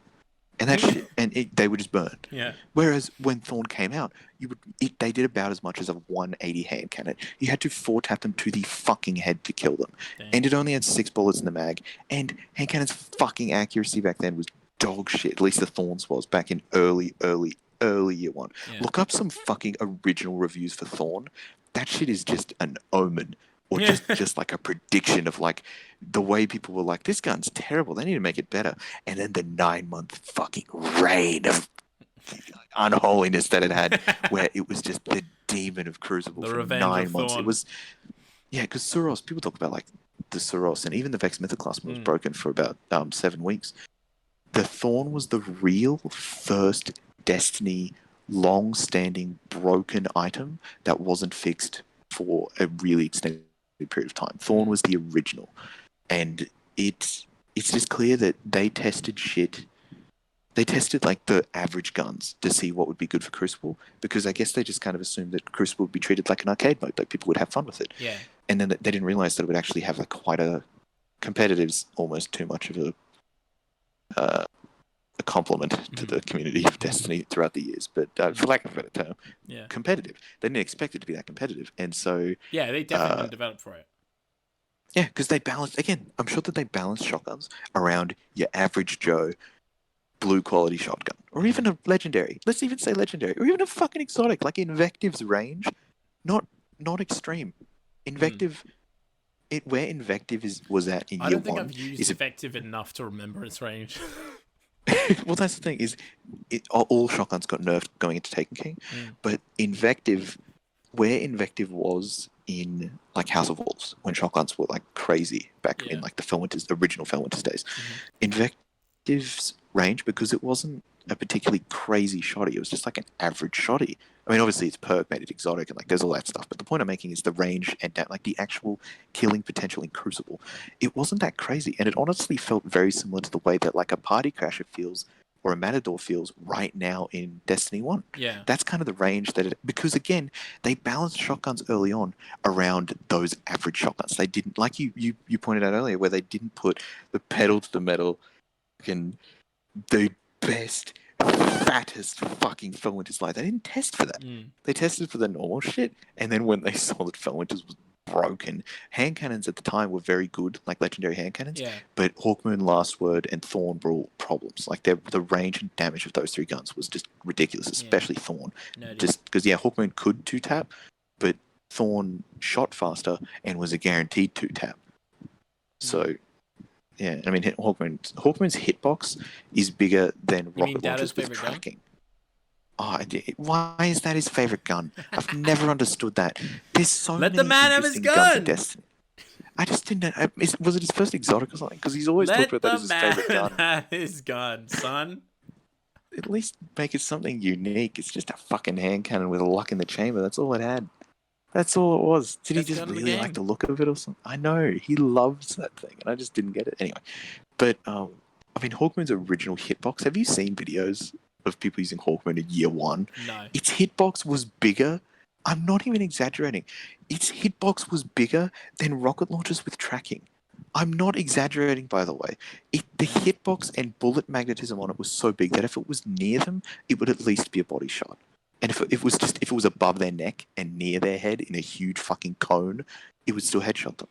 And whereas tracking with rocket launchers, the reticle needs to be on the target for it to track.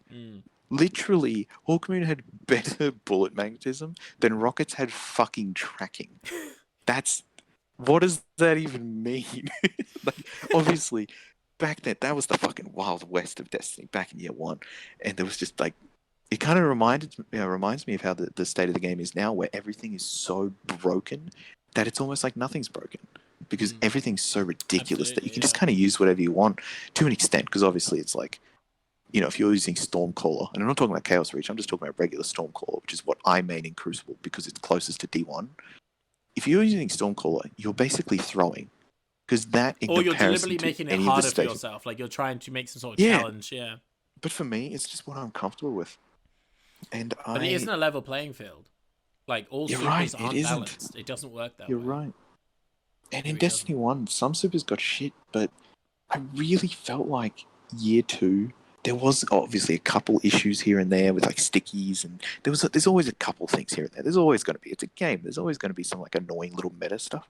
But late year 2 of Destiny 1, I feel like everything was really well balanced. I feel like everything had really fallen into place. Like Fusions needed a slight nerf. Grasp of Malik needed the nerf that it got because it's still amazing. It was just broken at the time. Slow firing pulses needed a buff because they just weren't good. Like what's another example? Last Word was in a great place. Thorn was in a great place. Hawkman was in a great place. Like everything was fine. Shotguns were in a fine place.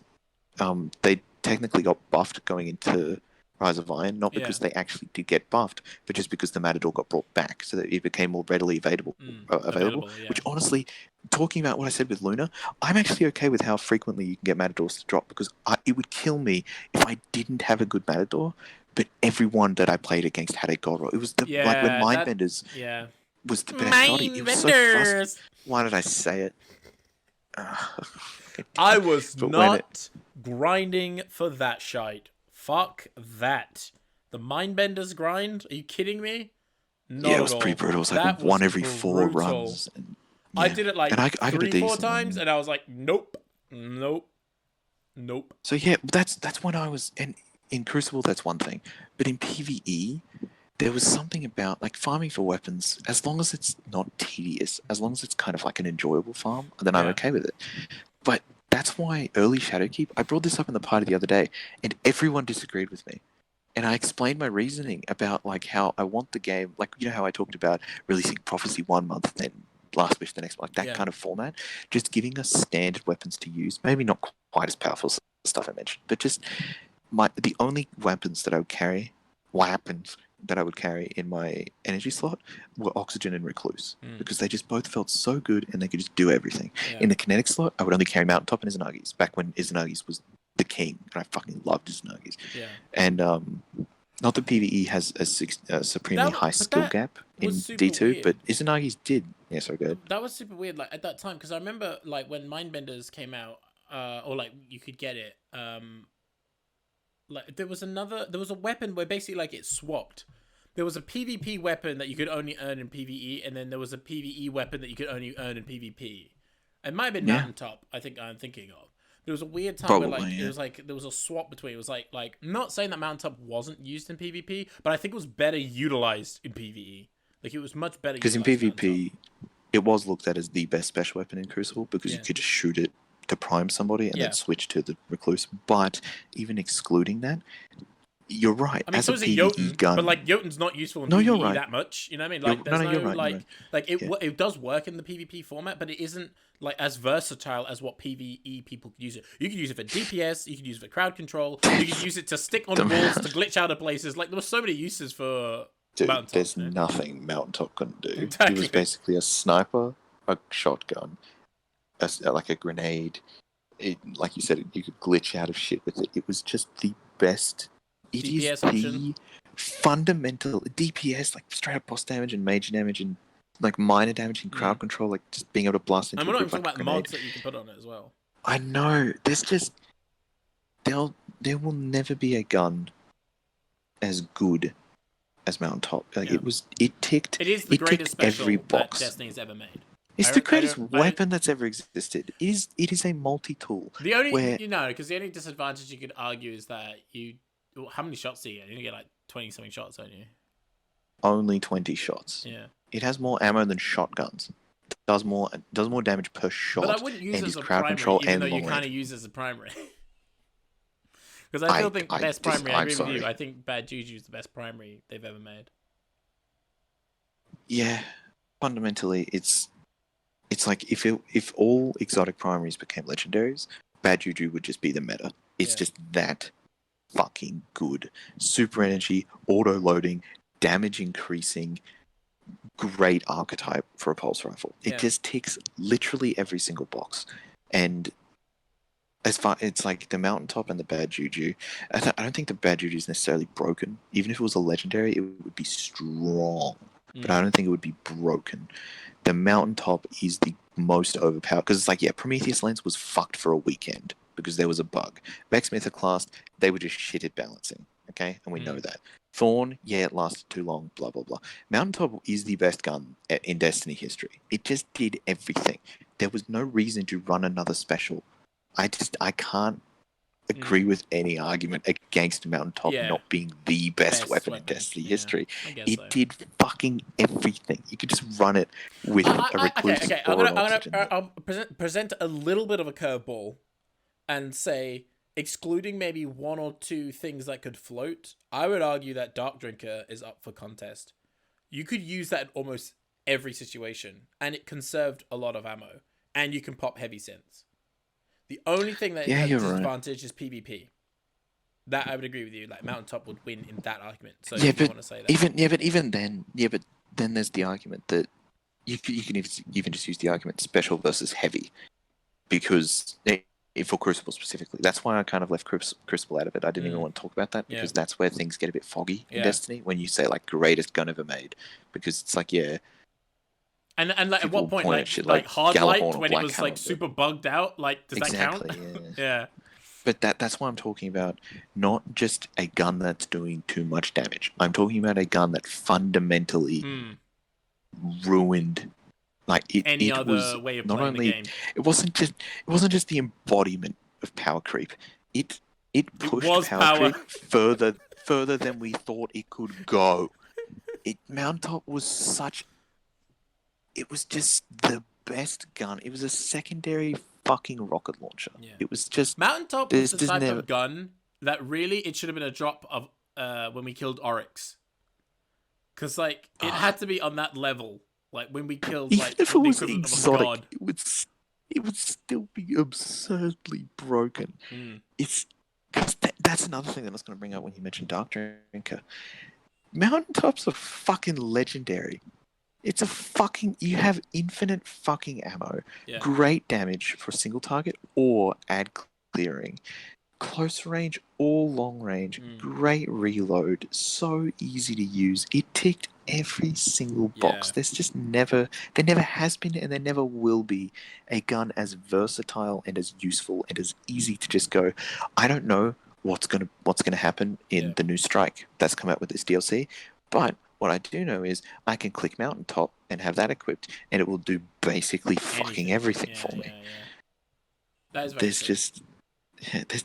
there will never be a gun as good as that. So useful and so sought after.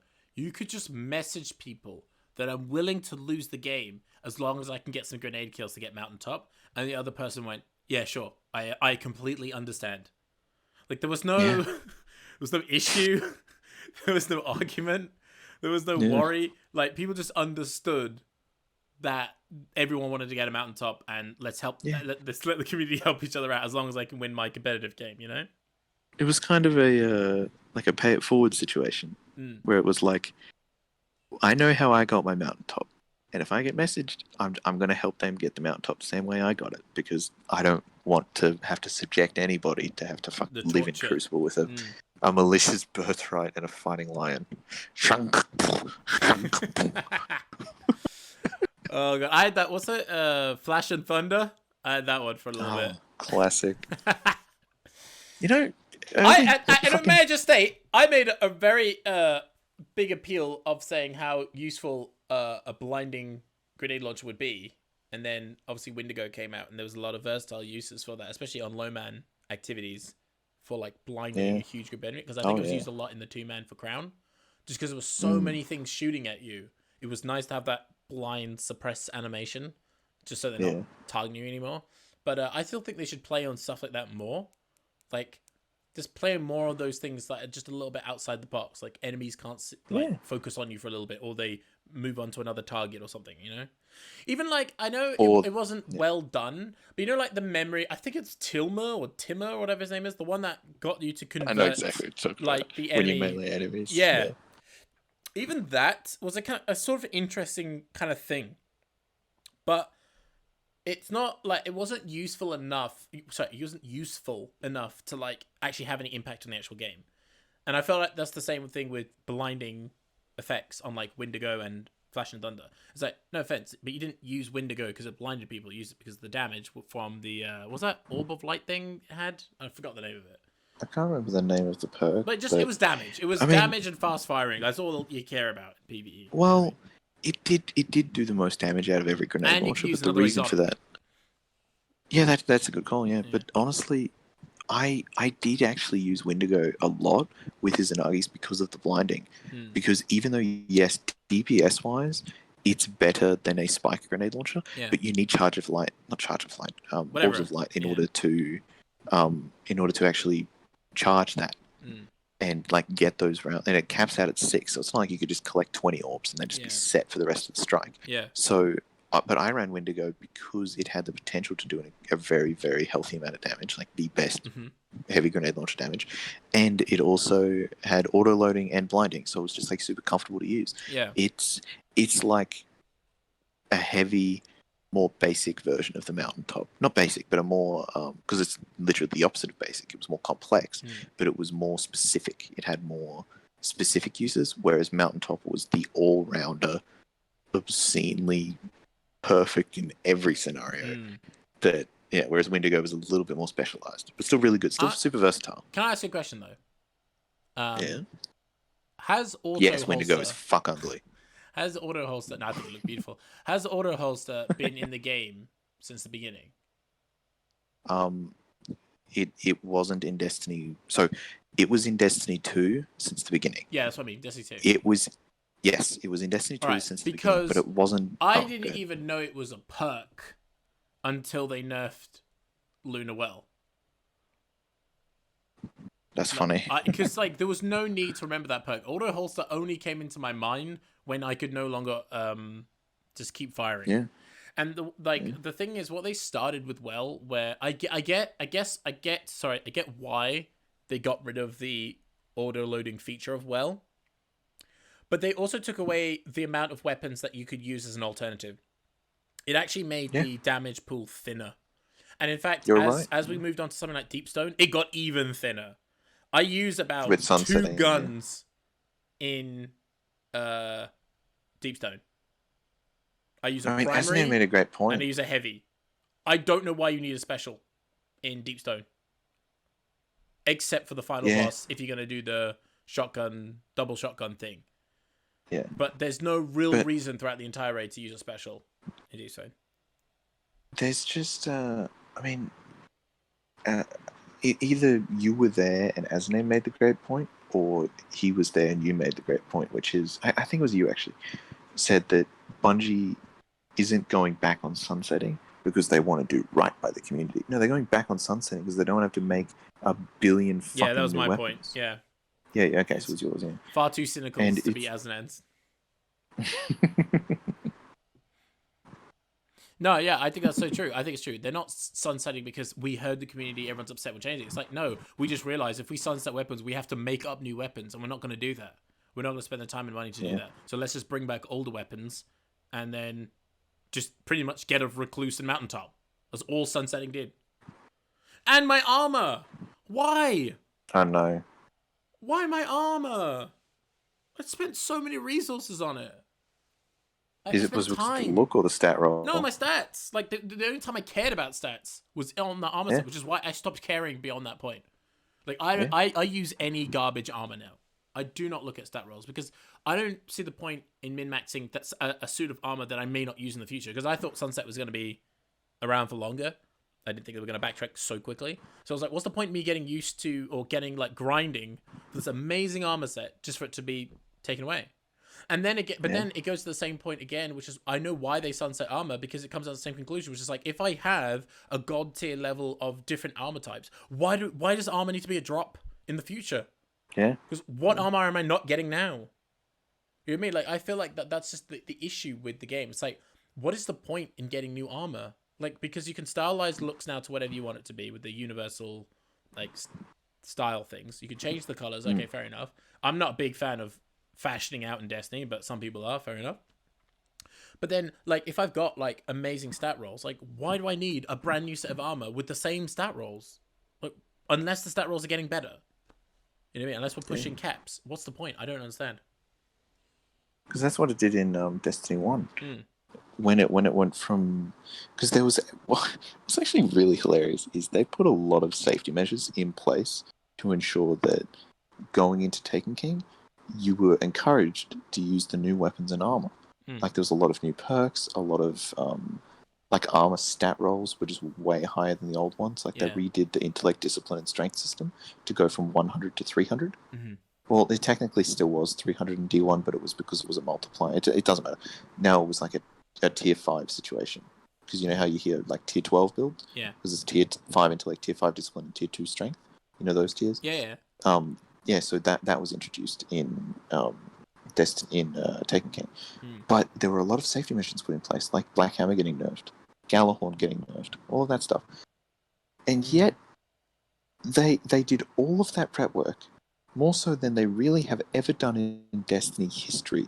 They did more prep work just for the light level to go up by 150. Actually, that's inaccurate. Oh, wait, no, it is accurate, because it was 170 up to 320. So the light level went up by 150, which means even if they didn't nerf Black Hammer, because do you know how Black Hammer worked in D1? The original Black Hammer from... Are you talking it was just the same as Whisper. Yeah, but are you talking about like how you had to ascend it and it capped out a certain light level? Is that what you mean? No, that's just all weapons in D1. Oh, I'm talking specifically about... Because every single legendary from D1... Year 1, so House of Wolves, Dark Below, and Vanilla, like, you know, like the original Fatebringer and stuff. Yeah. All of those weapons were left behind because you had to ascend them, because that was the leveling system in Destiny 1. Got you. Originally, that was the original leveling system with those ascendant materials and radiant materials and whatnot. But then going into Taken King, they completely revitalized that system. But they still nerfed Black Hammer because they were afraid of people just bringing that, and they nerfed the shit out of Galahorn. But even if they didn't nerf them, those weapons were so underleveled that they wouldn't have had an impact anyway. Yeah. I mean, I guess Black Hammer having infinite ammo, I guess, not in Kingsfall, but maybe in some strikes, even though it's doing 1/5 of the damage, you do have infinite ammo. So maybe then, because Icebreaker also was left in Year 1. Because there was a bunch of exotics that were left in Year 1, like Galahorn, Icebreaker, Thorn Last Word and Hawkmoon all got brought forward. Black Hammer's got turned for Black legendary, Spindle. that is far too broken to have infinite ammo. It really is. Yeah. It is an exotic perk. Yeah, but even then, as an exotic, it was still pretty fucking busted. Yeah. I can understand why it got nerfed. But then something like the Icebreaker, because of how long it takes to actually charge, I understand why that never got nerfed. Because people used it because they wanted to just. I don't know. I never felt Spindle was that broken though. Like, it wasn't. Even when you fight against War Priest, it's not like insane. It just does good damage. decent damage. Yeah. I Just never does felt fantastic DPS. Yeah. It wasn't a big deal. Yeah. It was just like the go-to gun. Yeah, Whisper was But I mean, broken. Like Whisper was a what, like with heavy the hitter. infinite ammo? Yeah, infinite ammo. Oh, And it you was a mean the real heavy damage? hitter. Yeah. Yeah, it was the The damage catalyst outpoint. where you just have fuck you Yeah, levels of damage. exactly. It was insane. Like it really did. I understand why they kind of got rid of it.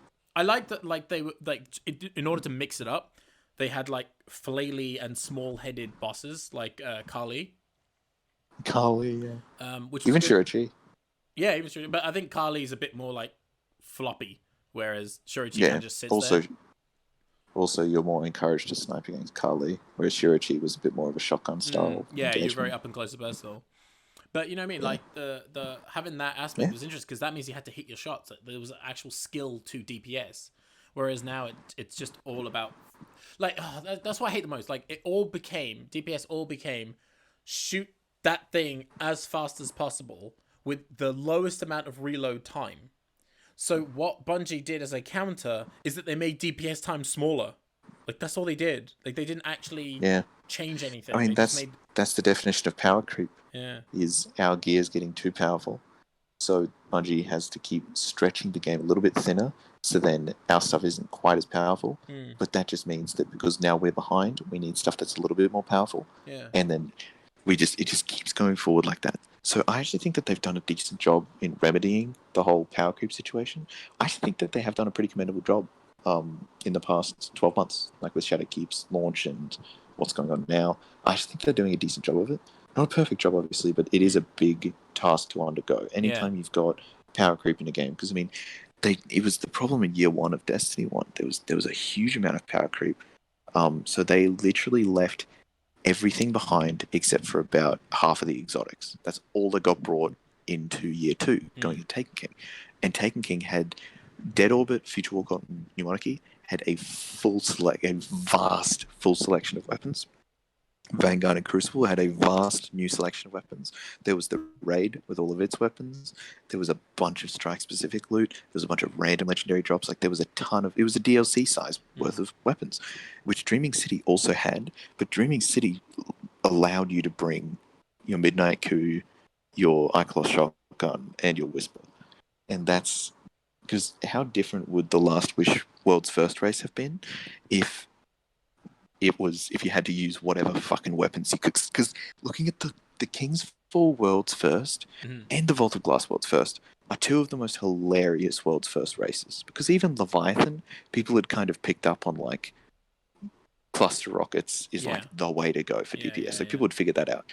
But nothing's funnier than King's Fall and Vault of Glass's World's First, because the weapon selection for those, because people were just desperate for any legendary.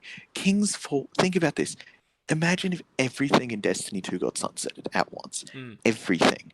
And then 3 days later, King's Fall comes out and you're 35 levels under. Think about that. King's Fall was one of the imagine doing Last Wish with the Dreaming City weapons. Remember those ones? Oh, I forgot like the sleepless rocket launcher and the fucking vouchsafe scout rifle. Vouchsafe. Imagine if that was the fucking loadout for World's First. Two teams beat it in 24 hours. Dado got fucking 2402. Like, so I'll throw him a bone and say 3 teams got it in 24 hours. Okay? Throw him a bone. That's with Ikelos and Whisper. And, well, I mean, Whisper's exotic. Well, no, going into Taken King, it's not like you could just infuse up your old exotics. You had to earn them again. You had to find them again. Everyone going into Taken King was starting completely fresh. It was a very, very strange time, because that kind of set a precedent for Destiny, where everyone just kind of assumed that every year this would happen. They would allow us to get extremely powerful Black Hammer, Fatebringer, Galahorn levels of fuck you power, and then at the end of the year it resets and we get a bunch of new stuff. But for it took about 2 weeks, if I'm not mistaken, for Vault of Glass to come out. People had time to do the whole story, farm legendaries. It was basically any legendary you could get your hand on back then, because the loot cave and all that stuff. If you got legendaries at all, you were lucky. Whereas in D2, prepping for Leviathan, people got legendaries up the arse. People got exotics up the arse. People got everything really quickly, which is fine. If that's the way the game wanted to go for a more casual pace, then I respect that. But King's Fall, in Vault of Glass, the world's first loadouts for those raids are just hilarious. So at least with Crota, it was still Fatebringer, and then like Found Verdict, the shotgun from Vogue, Yeah. or just any good special, and then Galahorn. But it was just all Fatebringer and Galahorn. That's what people brought to Crota's Worlds first. And then for Wrath of the Machine, everyone kind of had Spindle ready because they were conditioned by Kingsfall, and then they quickly realized swords and rockets are like what you kind of got to bring, Then they adapted quickly in shotguns and things. In D2, I think Argos was still being fucking rocketed and shit like that. And Spire, the boss for Spire was The Icos. I don't know was about actually Worlds pretty first, interesting because I believe most of it was like Nameless Midnight, which kind of brought scouts, and there was that post Vanguard version, which was not bad. I forgot the Nightshade or something. Yeah. Merciless was the man about town, and then you would preferably want the rocket launcher and the sword from the raid.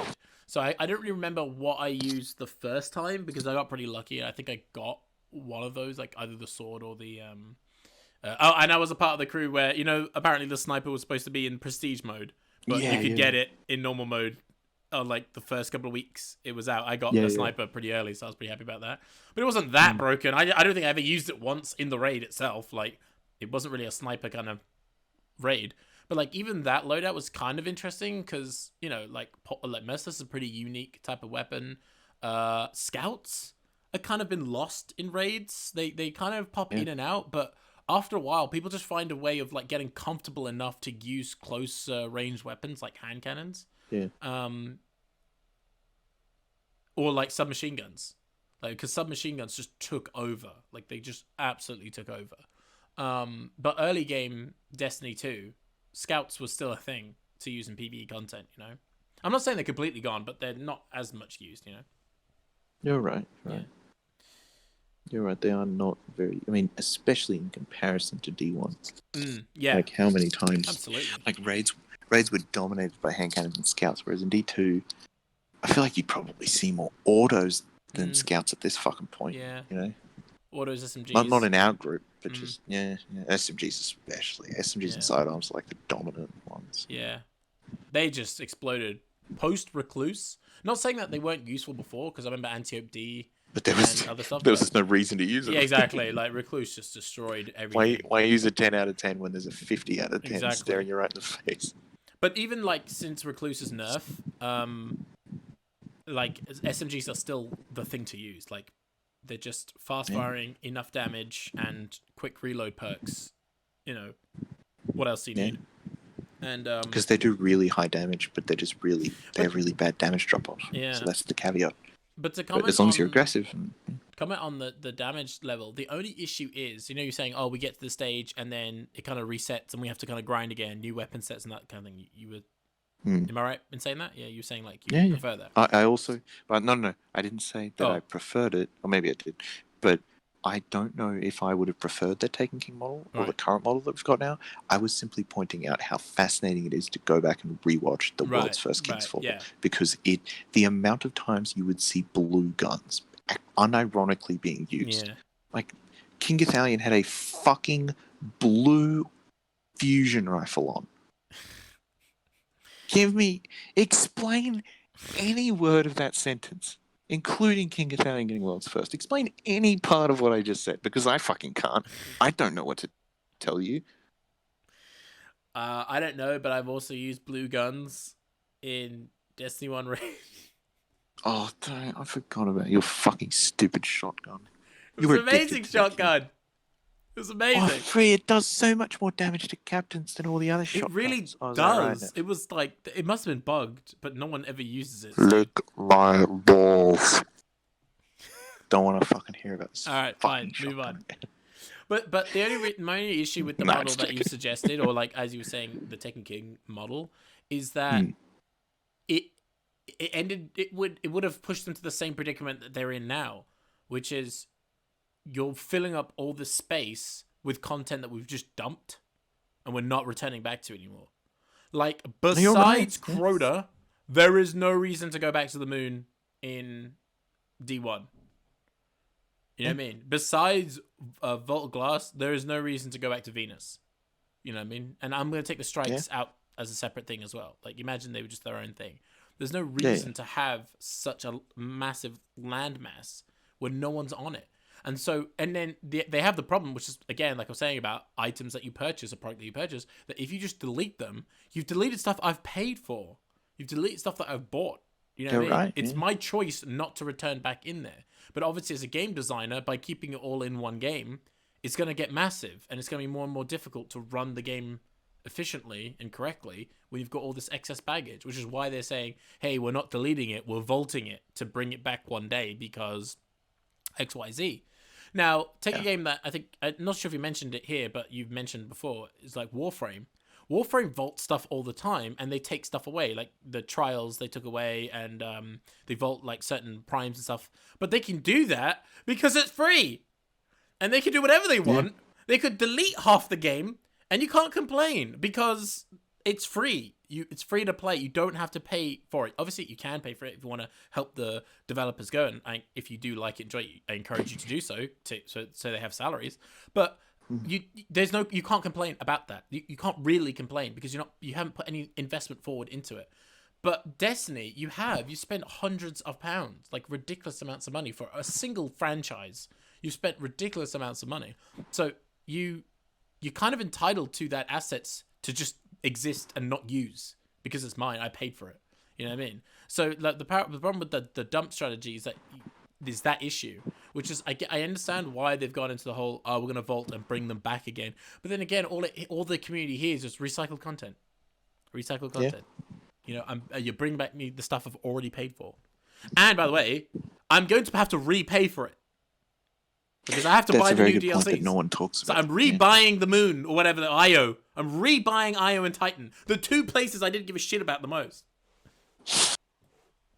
So, just to expand on the point that I made, is it's not like I was saying that Destiny going into Taken King, it's not like they just...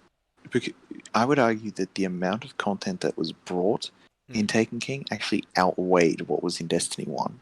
And the amount of weapons and exotics, new weapons and new exotics that were available in Taken King, it was so plentiful and there was so much stuff to do that it took people months to gather everything, because also people weren't as efficient as they are now. You know how now it's like Cloud Strike and Lament and what was the ice grenade launcher? Salvation's Grip. Yeah. Those three people got in like a day and were like, all right, here's how to do the quest. Yeah, I did. Here's some of the lore for it. It's pretty easy. Whereas in D1, it's like the exotic sword quests. The exotic sword quests took you about 3 hours each, but it felt like a fucking eternity. Whereas now, the Lament takes like an hour and a half, 2 hours. Like the Hawkman took me about 2 hours, and I just put on music and just did it. Just grinded through it. Yeah. Like farming all of the calcified fragments for Touch of Malice. People were like, "Oh my god, you actually grinded for Touch? That's so cool. How does it feel?" And people would ask about all that shit. Even Outbreak's not that hard to get. You can knock it out in like 3 hours, as long as you've got two teams working at the same time. Just to go. Oh, I guess you do need like a bunch of Crucible wins, and there's a couple steps that are just like long and tedious. But for the most part, you could knock it out in a day. Yeah. If you set out to do it easily, you could knock it out in half a day, and it. But looking at those guns at the time, they were so covered, like farming for those calcified fragments. It's like, there were a couple that were only available on certain days. But for the most part, you could knock out the fucking Touch quest in a day. I forgot about that. Yeah, that pissed me off. Because I couldn't get it straight away. Yeah. But, thinking about the grind for Touch of Malice, and I just compare it to the Cursebreaker title, which is the Dreaming Cities title, where I needed to do every single... not lost sector, what are they called? Ascendant challenge. I needed to do every Ascendant challenge, collecting all of the Ahamkara bones, shooting all of the eggs for the Wish Ender, and there's like fucking 50 of those pieces of shit or something like that, and also having to do all of the time trials for all of the Ascendant challenges. But I was doing it all week by week just because I wanted the gold roll of that sniper, the Twilight Oath from the Dreaming City. The curated one has Snapshot. So I liked it. I just thought, I had one. So I just thought, if I'm going to be farming for this, I might as well just see how far I get into the title. And if I get Twilight Oath in an hour, then I just won't bother with the title. But if I finish the title and I still haven't gotten the Twilight Oath, maybe I'll keep farming for it, or maybe I'll just give up. I don't really know.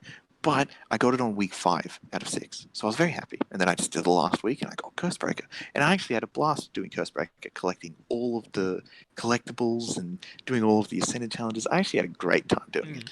But comparing it to the amount of work I did for Cursebreaker and that sniper, and the Wish Enders destroy all the eggs thing. The amount of work I put into, well, that kind of falls under the umbrella of, you know what the fuck I'm talking about. The amount of work I put in for Cursebreaker and the Twilight Oath, compared to the amount of work that it took to do Touch of Malice, I look back at Touch of Malice as like, oh my god, that is one of the hardest things I've done in game history. It took me so fucking long, the mission at the end, blah, blah, blah. But looking back at it, even though I get that feeling, I've rewatched Datto's guide for Touch of Malice. It's so short. There's like 6 steps, and you got to go collect all the calcified fragments. But it's basically each week there's a different boss in the Shrine of Oryx, and then there's the Court of Oryx. Sorry, Then the Agonok rune, which you need to activate over the course of 7 days, or you can do some character switch stuff. There's a couple, and then the Skyburner's key, which yes, that did take a little while, and you did need teammates for it, but it really wasn't that bad. It's like there was a few steps, but I remember the Touch of Malice farm, or like the work for it, the quest for it, being so brutal. But in reality, it's just because we weren't conditioned for it at the time. If the Touch of Malice quest came out now, like the Hawkmoon quest was way worse than the original Touch of Malice quest. But it's just, we're just conditioned to it now. That's just the way it is. I don't remember exactly where I started making this point, but no, I agree. It's like the grind level feels different from D1 to D2. That I would argue that the Touch of Malice was like the warm-up, even though at the time it felt like the worst. It was the warm-up to what we face now.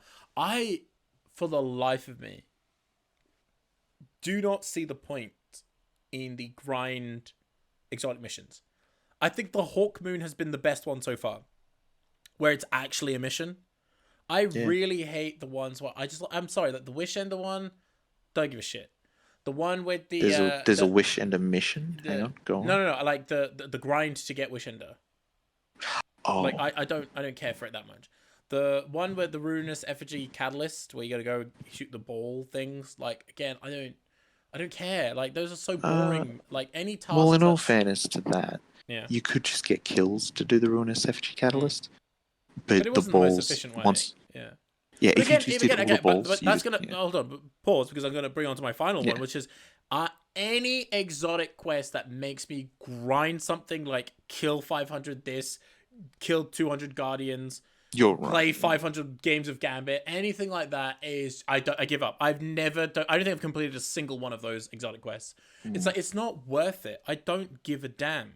Like it's and compared to other exotics where it's like Anarchy, it randomly drops at the end of a boss after a raid. Well, okay, that's I even though I got very unlucky, at least most people are gonna play raids and gonna get it. Why are you forcing people to like grind out the most tedious stuff? I don't want to kill things most days. Why are you making me kill a bunch of things? Like I'd rather it be like Hawkmoon was. There's a story mission. There's some sort of thing I could follow. Even it didn't Fellwinter's Lie get a story mission. It almost felt like an exotic quest, that one. You know, where Rasputin tells you the story of like the dad and the son and all that stuff. Yeah. You know, the Fellwinter being the I even that was interesting. You know what I mean? Like, and the difference is touch was useful in Kingsfall. I still use it now. Like, if I were to play Kingsfall right now, I'd use Touch of Malice. Like, it has a use. And what I love about it is its use is unique to Kingsfall. You don't really use Touch of Malice outside of Kingsfall. You pretty much use it... Well, you did back in the day. All right, but... Because... it did get nerfed going into Wrath of the Machine. Sure. Sorry, going into Rise of Iron, which a lot of stuff from Taken actually did get nerfed. Wasn't nearly as much of a reset. Literally, going from House of Wolves to Taken King was equal to, like, as big of a jump as going from Rise of Iron to D2, as far as what gear you got to bring with you. Because in reality, it was nothing. I guess there's materials, but even then, a lot of the old materials were obsolete. Like armor materials weren't a thing in year one. Each class had specific armor materials that just became rendered useless. And there was all of the upgrade. Anyway, Crucible and Vanguard had separate tokens as opposed to just legendary tokens. That's true. Yeah. There was and fuck, what was I gonna say? The progression of going from Taken King to what was the last point you made? What? That Touch of Malice What's the doesn't last have any other use outside the raid, but you're saying that technically it Touch, did. that's what it was, yeah. Because it used to, you know how it chunks very small pieces of your health? Yeah. It used to chunk small pieces of Blessing of Light, which means you had a Blessing bubble and a Weapons bubble. So you walk in, get weapons for damage and Blessing, and then you could just go chung, chung, chung, chung, chung, and then once your Blessing's out, step back in the bubble, step back out. You've got Blessing again. Could you use it with Devour? Did it ever work with Devour? Devour wasn't a perk in D1. It was. I thought there was some type of. So I honestly don't use Void. No. In D1. Yeah, Void ability kills give you rapid ability regeneration and give you health regeneration. Just to give some clarity, so it wasn't weapon kills. I think I have got as far as. What's the first basic stuff that you get for every subclass? It's a jump, a grenade. Literally the jump, the grenade, and the super. Yeah. And the melee. I've gotten one more than the base set for my Void. I never actually used my Stormcaller is also he's like a god not done. Spilt a person. Look, man, I was very clear. I came into Destiny. I wanted to leave it. I thought I've already paid for this product. I might as well finish it because I didn't know anything about raids. I played Wrath of the Machine, and I got addicted to that raid. So my entire loadouts, my entire effort was to get what you needed for Wrath. And knowledge. And you do not need, really, Void for Wrath. You don't really need it. If you're playing Warlock, it's solo pretty much all the way. You know? You just throw a solar grenade on all the ad spawns, and you just self-res if you die. Like, what the fuck? I never even used self-res. I used the other one instead. Song of Flame or the other one. Rebirth, whatever. I don't know what the fuck it's called. What's it called, the other one? Fireborn is self-res. Radiant Skin is extra armor. Yeah, Radiant Skin. Yeah, but Radiant Skin was a very, very minor stat increase. The only reason that I used it in Crucible was because I didn't feel that there was actually a lot of value in self-res. Yeah. And you just use Song of Flame. Song of Flame with solar nades, and if you got double solar nades, oh my god, like, what were ads? Yeah, but no, but that other one only increased grenade regen for your teammates. That's what the third perk did. So you had three choices: either self-res or Radiant Skin, which gave like a 5% armor increase, but that meant that you could tank a sniper headshot, and you were a little tankier to nades and whatnot, so it was worth using Crucible in my opinion because self-res was so overrated. It made sense in trials, but in regular play, it was so overrated. We've already had that discussion 1,000 times. But then the last one, I don't think it was called Song of Flame because I think Song of Flame is actually that's Song of Flame is the one where you get your friends and everyone gets the abilities faster. No, you're right. That is it. Because I sing the song. Because people used to Song of Flame with Thermite. Yeah, you do. Yeah. Go on. No, you want to. I won't. You've ruined it free. You're so mean to me and my singing abilities. Plus, there's already a video out there with me singing the song. So. That's never stopped you before. Have you heard my Song of Flame? It goes flame, flame, flame. Flame, flame, flamey, flame. Flame, flame, flame. Flame, flame, flamey, flame. Flamey, flamey, flame. Oh, it's gone. It's gone. You would always act like surprised that your super would end. Where's it go? Honestly, I'm gonna be honest. When it came to playing Destiny, I always forgot my super existed. I had to learn to use super. Like, I was so gun heavy, I always forgot super was a thing in the game. I wasn't really much of a... Like, I didn't embrace Destiny to its fullest. I think maybe for anyone to understand where it is today, maybe you just had to play from day one. But I don't understand its full appeal, to be honest. I don't. I've talked about this with you and Indian and E4, and they are both in the same boat as me. You at least have a reason. You saw Black Space Viking Saladin in the Rise of Iron trailer and thought, that looks cool, so you bought it. For me, do you know why me, Indian, and E4 all bought Destiny? No. We don't remember. All we remember hearing is how fucking garbage that game was for weeks. And then Indian and E4 bought it early on, and I bought it during Dark Below. So I bought it a few weeks after Crota had come out. And it actually was like 6 or 7 weeks after Crota came out. But all I'd heard about Destiny is how it was a fucking dog, and how they had fucked over all of these people that had been waiting for this game for like 3 or 4 years, and how it was the biggest piece of shit. And then I felt like I blinked, and all of a sudden I was playing it. I don't know why I bought it. All I heard was how fucking terrible it was, and I was like, why are people playing it then? Yeah. I didn't understand. And then all of a sudden, there I am, just playing Destiny, and I don't remember why I bought it, because no one I knew played it. I don't know why I owned Destiny, and part of me wonders if I have gone back in time in the future and just put Destiny in my PS4, because I need to be playing Destiny for some reason in order for something important to happen. And that's the reason I feel like I still play. Because what other logical... Tell me the logical... what other logical explanation? All people said is that it was a fucking nightmare and waste of money. Why am I still... Literally, the things that people have said about D1 when it first came out is still the same argument. It's all the same complaints. It's the same complaints, really.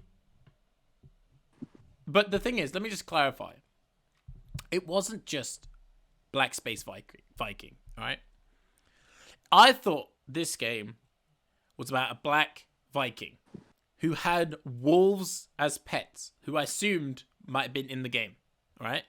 Who had a giant hammer that went on fire, who fought multi-armed alien machine meets alien creatures, and a red energy source thing that was uncontrollable and consuming and destroying everything that these alien creatures saw as a god.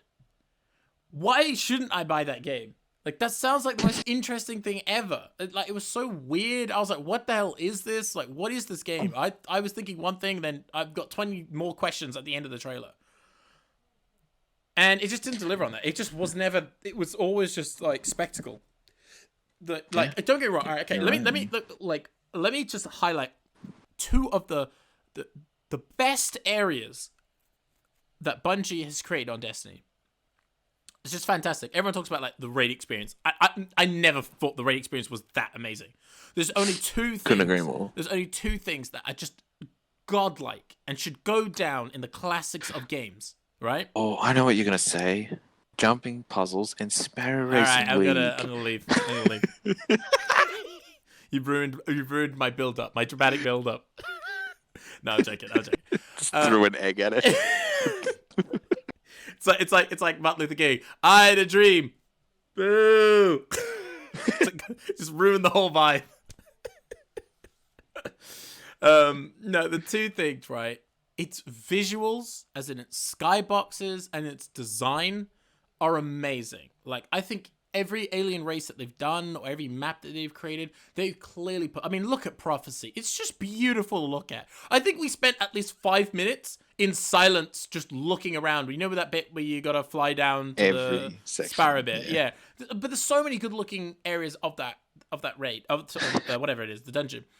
The pit has an amazing... I like the rework of the red keep design. I thought that looked stunning. Like, I've never had an issue with the visuals. The Fallen, the Taken, and the look of the Taken enemies, and like the Dreadnought. Like, they're so unique styles and they're so beautiful, and you can tell, you just know it's gonna have its influence down the line. We'll see like a film or another game or a TV show that you're like, that looks straight out of Destiny. Like, you can tell it's gonna have that kind of impact, right?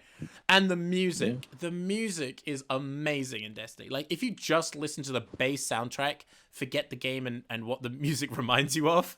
It's just really, really, because I've noticed that if you ever look at the OSTs, like the comment sections, it's people going, oh, I hate this track because it reminds me of X or this grind I was doing that I didn't care about, whatever. Yeah, they'll say a timestamp and they'll say, that's the moment where someone will always fall off the plate in Oris. Yeah.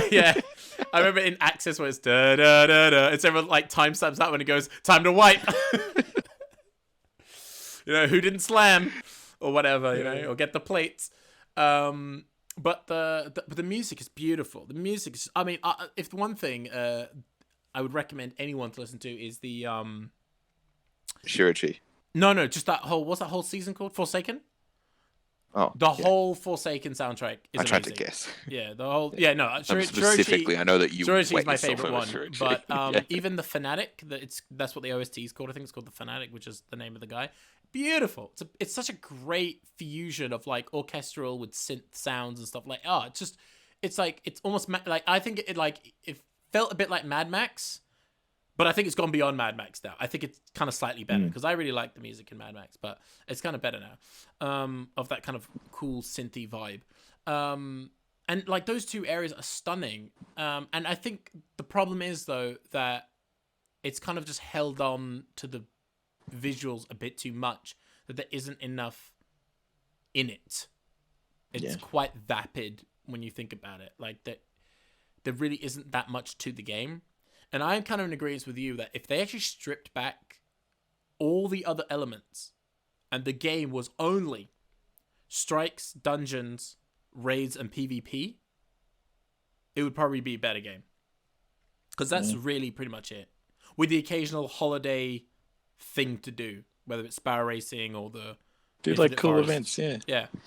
Look, but you just don't because need you to don't be like sparrows, on the planet. you have to admit. You know what I mean? It's a cool... Yeah, it's like, look, I know you... No. If sparrows don't have guns, what is the point of them? If our ships don't have guns, why do we have them? I don't understand the point of it. Okay. The ships thing, our ships are nothing more... Stop dropping me at the beginning! Drop me at the end! Just, our ship is about as important as the gold star that Zavala gave us and stuck on our chest for being a good boy. That's about as important as our ship is. Sparrows, there's a lot of cool directions they could go with sparrows. That's what I'm saying. It'd be cool if they tried some new stuff because it's they haven't really expanded too much on where they started. They really haven't expanded that much, especially since Taken King. Because the original game going into Taken King was so different. But then Taken King onward, the entire game and like the vibe of the game, the what's it called? The not loot cycle, but what's the phrase? The reward weekly reset feel. I can't remember. There's a word. There's a phrase for it. Yeah, it's like the loot cycle. Or I can't remember what it's called. But it's whatever. I don't know. But that hasn't really changed since the Taken King. Yeah, there's been some changes here and there, and even some fundamental changes in the way that there's like powerful and prime engrams and whatnot. But really, that's all just level fodder.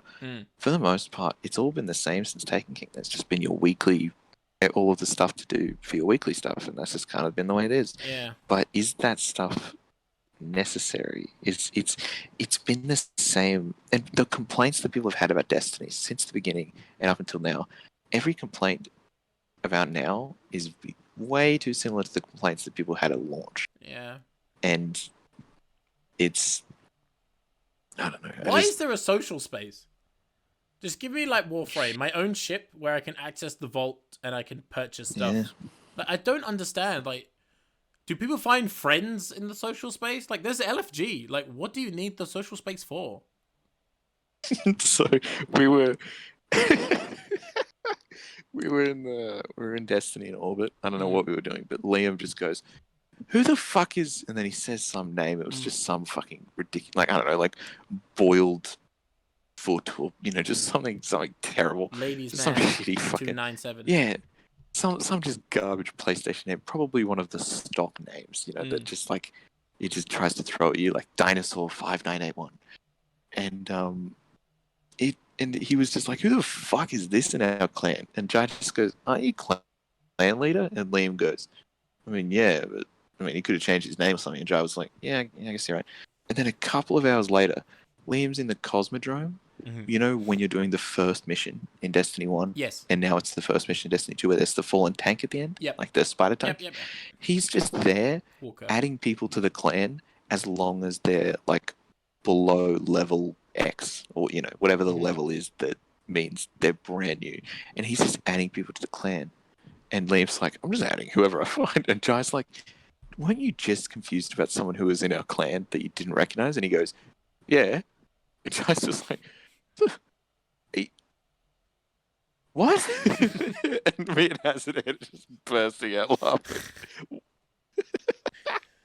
Well, at this stage, why not? Because what else is it useful for? Like, I mean, honestly, like, you might as well just start adding randoms and playing with them. No, Because, he was just making such a big deal about how this random guy got in our clan. yeah. And And he just goes around adding people. But, like, I don't get it. No, but then he admitted that he'd been doing it for days. We were like, why did you ask about that fucking... I think he just wanted to brag about it, really. He was just bringing it up so he could talk about it. He didn't actually have an He issue just wanted with to upset Jai. it. Yeah. Yeah. But honestly, all right. It's been a couple of hours. How about a wrap up and a final conclusion on the initial question? Should Destiny as a franchise continue to have a future, or should they just call it quits? I think it should, but I think that they need to innovate or just try some new stuff. Just try and make the game, make like logging on fun and exciting, because right now we're basically logging on to do mundane shit to get good rolls on weapons that might be useful in the next DLC. That's about it. Try stuff with Sparrow Racing. Make more stuff like Zero Hour, like Presage, or however the fuck you pronounce it, the new mission for Dead Man's Tale, the scout rifle. Like that mission was cool. I liked the mission. It wasn't nearly as good as Zero Hour, and I don't even think it was as good as Whisper. But it was still fun, and I wish they would try more stuff like that. If Destiny is going to have a future, if it should have a future, I think that they need to focus on making content that, well, I was going to say people enjoy, but I enjoy the dungeons and those secret missions and the raids, but I hate a lot of other stuff that people seem to enjoy, so maybe what they're doing is right, and as long as it's profitable, of course Destiny should have a future, because it's a business, and if it's going to be profitable, then fucking continue with that business model, because if it's making the company money, then I guess it should continue. Also, did you hang up? No. Was that you asking me? Okay, good. I just realized I haven't funny. looked at my phone in like 3 minutes. Hilarious. Can you imagine if I did that? I asked you to wrap up and I hung up the second you started talking and then just left about my business. My God, that would have made me laugh. But did you wrap up? Is that your final conclusion? Yeah, You believe it should have a future? Okay. I would say go back and if you can, look at the analytics for D1 now and see what people are playing the most.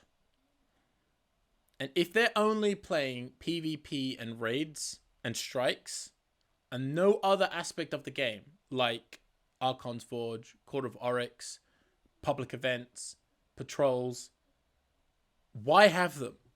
Because even at the end of your first game, like, no one was interested in it. Why are you trying to, like, vamp it up and go, oh, we need to make these better? No, they didn't care. No one gave a shit about public events. They had to change the levels, like, 3 times now. How many times it said set a target that the community just didn't give a shit about? You know what I mean? Oh, I forgot about that stuff, like with Felwinters and the... Yeah. God. But I think if they just did what I said, strip away the bull, all right? Just have a dashboard. I don't know why you need a public space. Maybe a public space to run around in, but just have one. You don't need the farm. You don't need the... Was there another one? Or was it just one? Because I always forget Iron Temple is not in it anymore. Is there any more space? Is it just tower and farm? Yeah? I don't know what this tower is that you speak of. I only go to the farm for my vault needs. Exactly. So just make one social space you can run around in, right? But nice and big. Like, do a big one. There's different floors and stuff, so you can have different hangout spaces, right? And then strip away everything. So it's literally just strikes, dungeons, PvP, and raids. And that's all you see on your dashboard screen. And then you got like your seasonal stuff, seasonal events. And then you have your puzzles, which is your Niobe Labs, the corridors stuff. And those are like the community-based puzzle events. And you can let people know, they can see in a little section when the next one's supposed to come, and people can get hyped around it, and they can give like little clues. I forgot about that as the format. Yeah. And that's it. If you just make that and you just focus on those elements, I think you'll get a much more enjoyable game. I think at this point, abandon story missions. I don't know a single person who cares. I really don't. don't get me wrong, there's a lot of people who care about like the story with the lore that they know and have researched in the game. But just the story alone, like imagine there's no lore books, there's no grimoires, there's nothing. You just watch the cinematics and play the stories. I don't think you'd give a flying fuck about what's happening or where we're going. I don't think you'd care or have any understanding about why certain characters have arrived again. Like I'm pretty sure the identity of the Drifter is known. I still have no idea who he is. He's just a random guy that dings at me. That's all I know him for. Like, I don't know, and I don't care about his past. I don't care about the Braze. On the horizon. Ha! Bring a sword! I don't care about Braze. I don't care about Clovis. I don't care about Banshee. Who the fuck cares about Banshee? I'm almost expecting now the biggest bad guy out of all of Destiny to be, what's that, Caddy 55, whatever, the Postmaster, is actually the evil Darkness Lord the entire time. Because why not at this point? Why not? So, for me, either do that or end the franchise. Just move on to the next thing, like you did with Halo. Dump it onto someone else. Let them pretend that they can make a profit off it. Let them ruin it to the ground. And then just move on to the next game. And then Bungie learn that your specialty is starting franchises, not continuing them. And just keep moving on to the next ideas. And don't waste your time. Just keep spending money and energy in developing really innovative ways of approaching games that other companies can adopt and try and profit from. But I think your main profit should never really come from making the game because, like, no offense, but Halo was starting to dive. They needed a bailout. And they were lucky to get Destiny and for it to do so well, considering how bad the reviews were. And like how they've been able to maintain it, because I think pre-Forsaken, they were on the brink of bankruptcy at that point. I don't know how they keep pulling this out the bag. Those little vid docs, whoever edits or constructs those, they should be CEO because they saved the company. They single-handedly saved the company. You've got to watch the Dr. Disrespect video where he watches the Bungie vid doc. But it literally looks like he watched it beforehand and took notes because he says something and they'll do it because he worked for Call of Duty for like 10 years making maps and doing that kind of vid doc. Yeah. So he's been working in that industry for many years and he goes fucking Bungie again, and then he was watching the vid doc for when they announced Prophecy, Beyond Light, Witch Queen, and Lightfall, like all of that stuff. Yeah. And he was watching it, and he goes, "All right, here's where they're going to cut to the orchestra music, and they're going to show like some planetary footage. Up there it is. And he goes, next they'll talk about how they don't feel like they've treated the community right, and how they've got like a better vision for the future. Yep, there it is. Yep." And Dr. Disrespect just described like the first 40 seconds of the video, and he just turns it off and goes, What a fucking company, man. What happened? What? He starts screaming about Halo.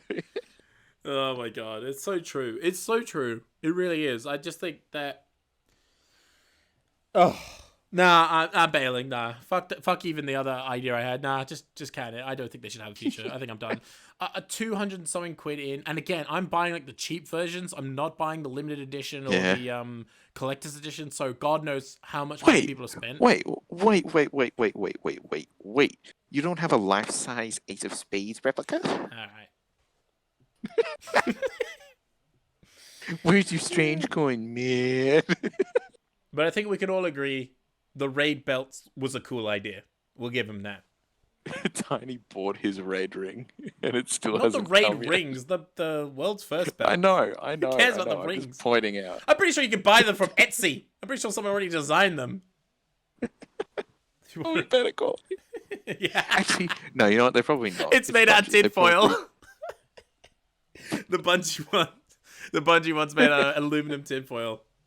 Yes, I said aluminum. Even though it's aluminium. Why are you specifying this? Because I had a chemistry teacher who's American. So my approach... Yeah, okay, well, why are you specifying? You know that I say aluminium. Yeah, but that's just for me. I wasn't talking to you. Don't be so rude. Sorry. So how rude of me to I know. to assume. I know. So rude.